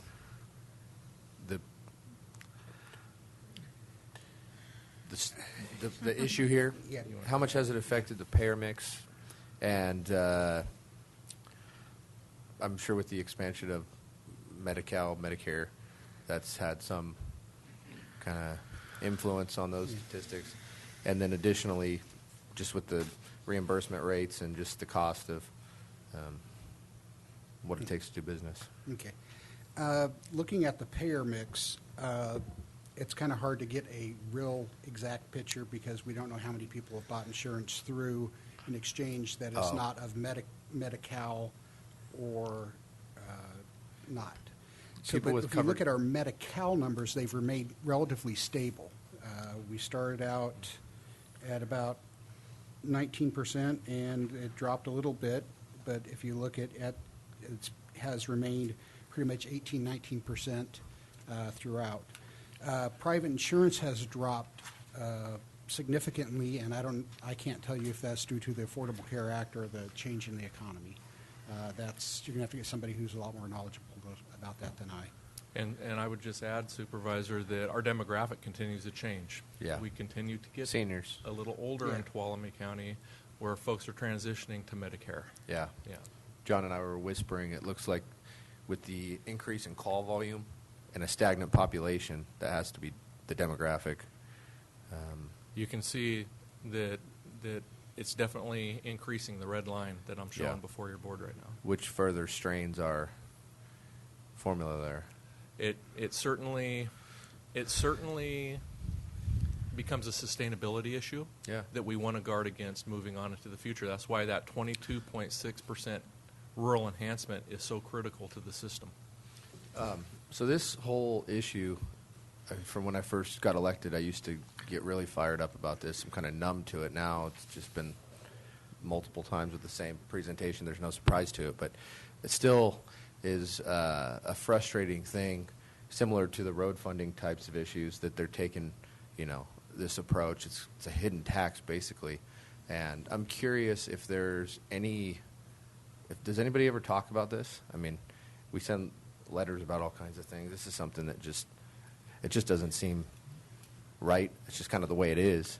Well, it's not something we're going to change at this desk, but so Supervisor, again, I feel I like flashed. saying something. I'm sorry. The bar graph before you that clearly shows that third-party insurance is paying the freight. There's no doubt about it. And when we raise the rates, it's against third-party insurance to pay for the pieces that don't pay for the system. Well, entirely pay for the system. So we have to balance those that can against those that can't, and try to find a happy medium to remain sustainable without trying to gouge the system. Yeah. And Clarence touched on that when we flash the 75 percentile where our rates might sit against the rest of the state, and still try to project into the future 5 years, maybe 10 years into the future what our needs are, and plan for those needs. How are the Medicare, Medi-Cal rates established? Those are established Medicare by Congress and Medi-Cal. They're congressionally Yes. established, not And- through some agency or something. They approve them probably. Congress approves them. The Human Services Agency, I believe, makes the recommendations, but When- it is up to the Congress finally for When that. do they do that? That You guys is know? that is a good question. I don't. I got to guess it's probably an annual, something that's in the federal budget from an annual perspective. They both are federal pass-through revenues. The Medi-Cal system is the federal Medicaid system. You Yeah. might hear from other states. Yeah. So it is federal pass-through, and those rates are set at the federal level Even for the state? for the state. So, legislative platform, just a new bullet point, something to mention to our representatives. It's just, like you said, it's unsustainable, puts further and further strain on the whole system, and then we're here doing 25% rate increases because got to pay for it somehow. So, anyways, Just additionally, the California Ambulance Association and the Emergency Medical Services Administrators Association of California have been trying to figure out, like many counties and many other agencies, how to get a more sustainable payment from Medicare and Medi-Cal. The California Ambulance Association has went as far as to sue the state of California, but I don't know where that sits. So it is a system-wide thing. It's not only us noticing it and everything. It's just unwieldy, and nobody has quite figured out how to make it work quite yet. Yeah. And Supervisor, I would add as well, there has been passed legislation to add this Medi-Cal enhancement to the managed care piece of Medi-Cal. It just simply hasn't passed through the California legislature. That piece has been, that the GEMT piece is a California-born piece of legislation that added to the federal reimbursement coming down from the state. And we're hoping that someone's going to carry legislation again that we can certainly attach our name to, where we can again engage in that enhancement. Thank you. Just want to mention, we do have the GMT and the super rural rate, but you're talking something that's different because this model isn't sustainable. Yeah. Right. Well, it's troubling to see that the federal government establishes these rates that don't reflect the cost of the service. So we're left in a position where we have to have unequitable rates for the remainder of our payers. And that same system, just about anywhere in the healthcare system, It's the same thing in that's hospitals. how it works. Yeah. Just like to shine some light on it, squeak a little bit.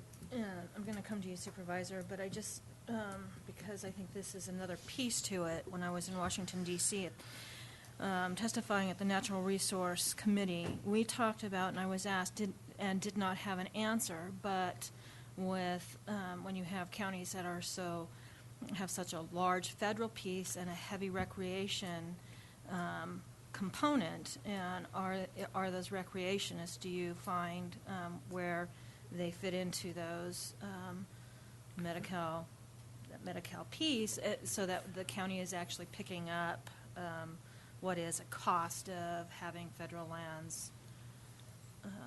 I don't have recreation. specific numbers, but a few years ago we did look at it, and it's the numbers of people that we transport that are out-of-county residents is relatively small.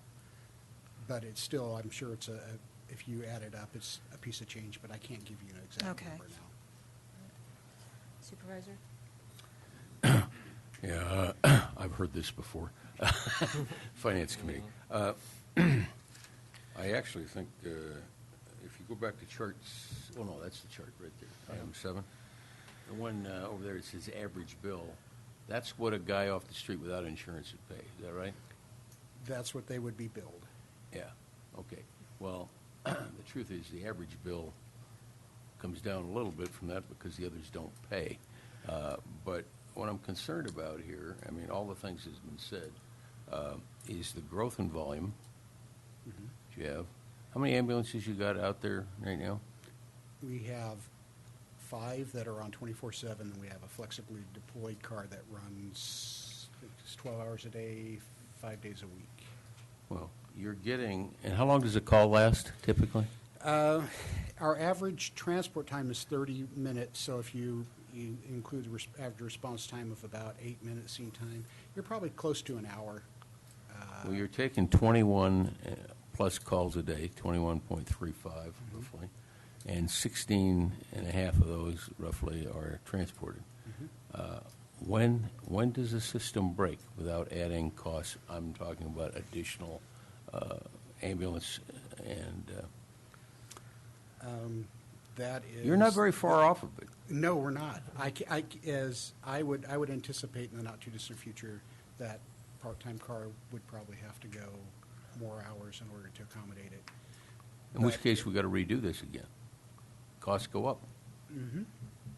But also running more calls, so hopefully revenue goes up too.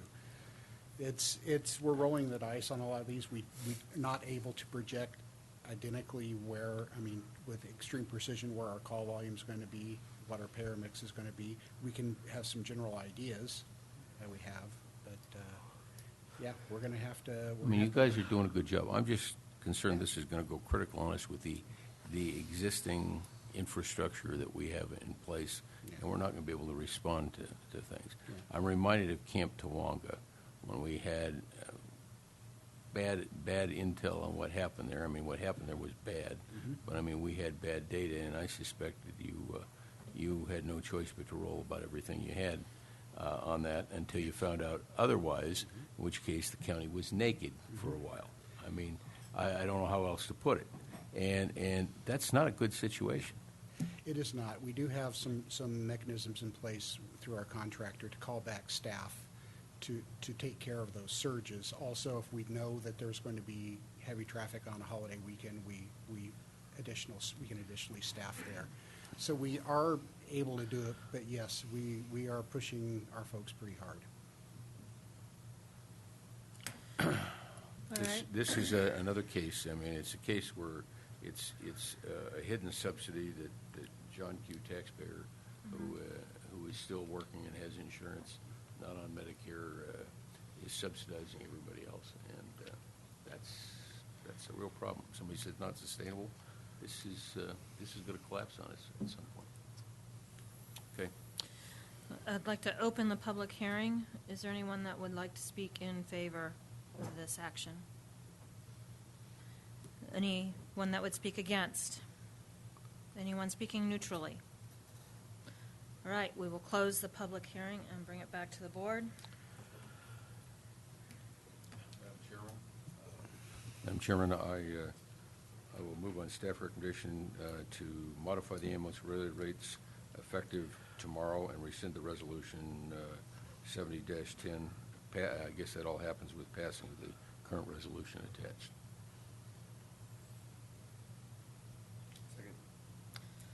A motion by Supervisor Hanfield, second by Supervisor Royce. All those in favor? Aye. Any opposed? Motion carries unanimous with Supervisor Rotifer absent. Thank you, everyone. Thank you. Will the clerk please read item 13? Reports. So, we'll start. Supervisor Gray. Okay, just a short report. Just wanted to relay from the Commission on Aging a thank you for the letter of support for the high cap. They were real appreciative that the board took real quick action to get that done. July 13th had a SWIFT meeting, and it's interesting to know that BLM is spending more money in Tuolumne County on fire breaks than anywhere else in the state. So they do have a presence. It's mostly in the South County, Mariposa area, but they are doing a lot of work. On the 14th, Yosemite Gateway Partners meeting, the park is up 22% 2% so far this year over last year. And last year was almost a record year. So I can attest on the traffic on Highway 120, there's a lot of people going to Yosemite Park. I just hope they're leaving some money here. Also at that meeting, Mr. Ron Goody gave a presentation on how the Native Americans are addressing the drought and the beetle damage in the trees. It was quite interesting. It would be, I think, something that would be beneficial for all board members to see sometime, or if there was a possibility to get him here to do a presentation, because it really hits to the point of what we've been talking about, by the overabundance of trees, too many of them. You got to clean up the garbage or nothing else grows. So go ahead and Google Ron Goody, Native American. There's a lot of information there on what they're doing. He's a member of the North Fork Band of Miwoks, but very, very, very good presentation. And also on the 14th, with the help of Mr. Cope, we were able to install a banner in Groveland on the Visitor Center and Sheriff's Office and Community Service Unit office.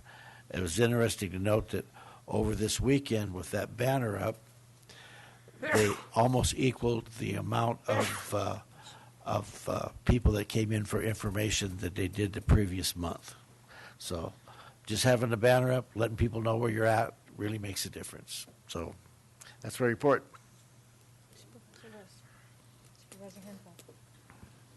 Yes, Madam Chairman, a couple of things of importance. A little less than 2 weeks ago, the Commissioner Sandoval from the California Public Utilities Commission had a public hearing. We were invited to, I didn't know about it until pretty late in the game, up in San Andreas at the Calaveras Chamber, Board Chamber. Unit Chief White and Lieutenant Earhart joined me there on fairly short notice, and she asked us to talk about communications in our area. This all came out of a meeting I had with her about 18 months ago at the California Emergency Technology Fund, and she wanted on public record the issues that impacted us in emergencies in the rural counties and our cell phone coverage and things like that. The next day she came here, and we had about an hour session here where she heard from all of us again. She also heard from Conifer Communications and Courtney Aviation about some of the things they're doing. And in general, we talked about communications here. We then took a tour of Rimfire. That's really what she wanted to do based on the meeting sometime before. And Commissioner Sandoval is a really interesting person. She is not a what I would call an observer exactly. She's hands-on. Immediate response. Yeah, I mean, she was amazing. And of course, she got an earful. I mean, she asked the questions about what are all these brownish red trees doing out here, and so we talked about tree mortality and top of things. And she has picked up that issue, and she's talked about it at the Public Utilities Commission meeting. She is asking us to come back at a meeting in Sacramento, and again before the full Public Utilities Commission. The dates haven't been set, but this is good because I also went to the Tree Mortality Task Force, and one of the things I told Commissioner Sandoval was that I thought the PUC was not engaged in this. They were acting more like an observer, and the PUC is largely withdrawing from the Tree Mortality Task Force in spite of items 8, 9, and 10 on the governor's proclamation, which were direct orders to the PUC to take action, and there were more things about biomass. At any rate, we also toured the biomass plant, and she has a feel for what we need and what we want. Meeting Commissioner Sandoval is an experience, and I hope you all get to do that. I also attended the RCRC Executive Committee, which included a meeting of one of their financial arms, GSFA, Golden State Finance Authority. And I got to tell you, the membership in RCRC is a big deal. In the last, since last fall, they donated $500,000 to Lake County and to Calaveras County for recovery on Lake Fire and Butte Fire. They donated $320,000 for rehab of some units for veteran transitional housing. They donated $488,000, and we're on the list for that too, ultimately for sex trafficking education in rural counties so we can avoid the problem. Big issue. And on last week, on Wednesday, they authorized $1 million to go to both Lake Fire and Butte Fire in grants to people rebuilding. $2,500, so they'll help rebuild 400 homes. Really proud of that organization and what they're doing. It's good to be part of that. I also participated in the Columbia Airport Master Plan meeting that we had last week. That's a really good thing moving forward. I'm looking forward to that. I left out something on tree mortality task force. I'll pass this out to you. There was a handout that came from the Forest Service on the tree mortality maps. And in the very fine print, you'll strain your eyes to read this, talks about there's 66 million trees, but talks about 1.6 million additional dead oak trees. That's becoming a bigger issue. So anyway, I attended YSS last Friday. I don't really have much to report from there, but out of yesterday, I got a call from Washington. There is a group, they called themselves Wildfire Breakthrough, and they are concerned about the increasing frequency, intensity, and magnitude of wildland fire in the West. And they are soliciting some people and organizations broadly to help them bring this to the forefront. And so we, at least for now, I'm assisting them getting those contacts and trying to see, getting some attention. Let's see if we can get anything out of it to help us. So, end of report. Mr. Pedro. Yeah, just real quick. This is actually for the next meeting. There will be an extensive update on everything that is the Law and Justice Center. That'll be all three of the major projects, latest cost estimates. I do plan to take it through the Finance Committee because we talked about there's a point we're going to need to do the internal borrowing and so forth. So this is not news, but we wanted to look at it every 6 months. So I'm going to comprehensively review it. We're getting to the end of the juvenile project. We're getting more locked in on costs on the infrastructure and on the jail. So it'll just be timely. So there'll be a comprehensive update on all that is law and justice, and probably a few other contracts on that same agenda. That'll be in the afternoon at your August 2nd meeting. One thing, just so you're not surprised, we did get bids back last week on the transit center infrastructure project, and unfortunately, that came in higher for the transit component, came in lower, for the road utility extensions that we need for the jail. In a meeting, just talking with Darren yesterday, he does not think he can amass the necessary revenues out of existing budget, so we're going to have to go back and relook. The transit agency will need to look at that, but it is critical that we get that infrastructure laid in for the jail. So we're going to ask. We've already asked HMC, the architect, to go ahead and just split that out separately. And so probably on your August 2nd meeting, we'll be rejecting those bids, and then getting approval to go out to bid if we can get the work done that fast. To go out to bid on just the infrastructure alone. We just don't want to run the risk of losing a season on getting that infrastructure in. Otherwise, we could put the jail, behind by several months. That's Mr. it. Peter, there was some question concerning the breakdown of the bid, that there's not detail available that shows you where the higher cost or where the higher cost is. I mean, is it possible to get that information? No, it's just not the way the thing was bid, but. We discussed that. There's no way to really know for sure, but we're talking about, as you well know, we're talking about big 10-inch water lines that are in our project and little 2-inch service lines or whatever going into the transit center. Most of the transit center it's a building and everything attended to it. So unless it was extremely sloppily done, but also by 3 different bidders. All the bids were really, there's one that had a bidding problem on the infrastructure component, but when you look at the others, they bid it very consistently. It was so far off from the engineer's estimate, though, that which just really confuses. Right. So that, so one of the things I mentioned, if I were in his shoes, I'd go back, talk with the architect, and go back how they looked at that to see if there's something that got missed somehow. We'll be able to talk to the bidders, after the fact too, and learn, something. But ultimately, by peeling out, the infrastructure alone, if there was any of that, that may cause the infrastructure piece to come back up. Maybe that would lend to what you're saying could have been part of the issue.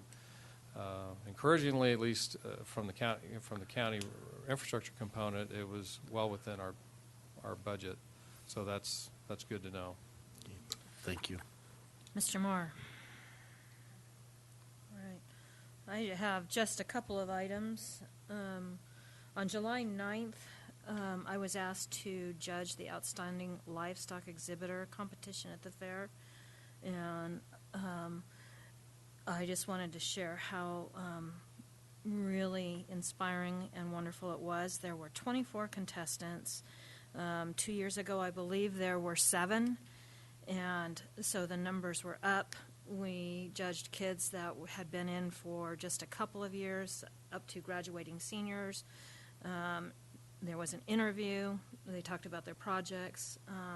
Wonderful event, and I am always amazed at the participation, not by just the kids, but by the advisors and by parents, and the community support that they get down there was a really wonderful activity. And by my observations, it looked like they had good attendance on Friday afternoon and Saturday when I was there. On the 11th, we had the first meeting for the Resource Advisory Committee, the RAC. And I would just say that it's going to be a very competitive process again this year. I believe there's roughly $94,000 to be awarded, and there's over $240,000 in applications. So a lot of projects, a lot of good projects. And for anyone that is listening, they are taking applications. If you are interested in serving on the RAC committee, please get a hold of the Forest Service office on Greenlee Road. They have the applications. There are a number of positions to fill, and a number of categories that you can apply to represent. We had a subcommittee meeting of Vision Sonora for marketing, and for anyone that is interested, they are looking at a branding exercise, and it will be done in conjunction with the Vision Sonora Committee and the Downtown Merchants group, and they will be announcing some meeting times and be working through that process. And that's my report. And with nothing else, meeting is adjourned. Thank you.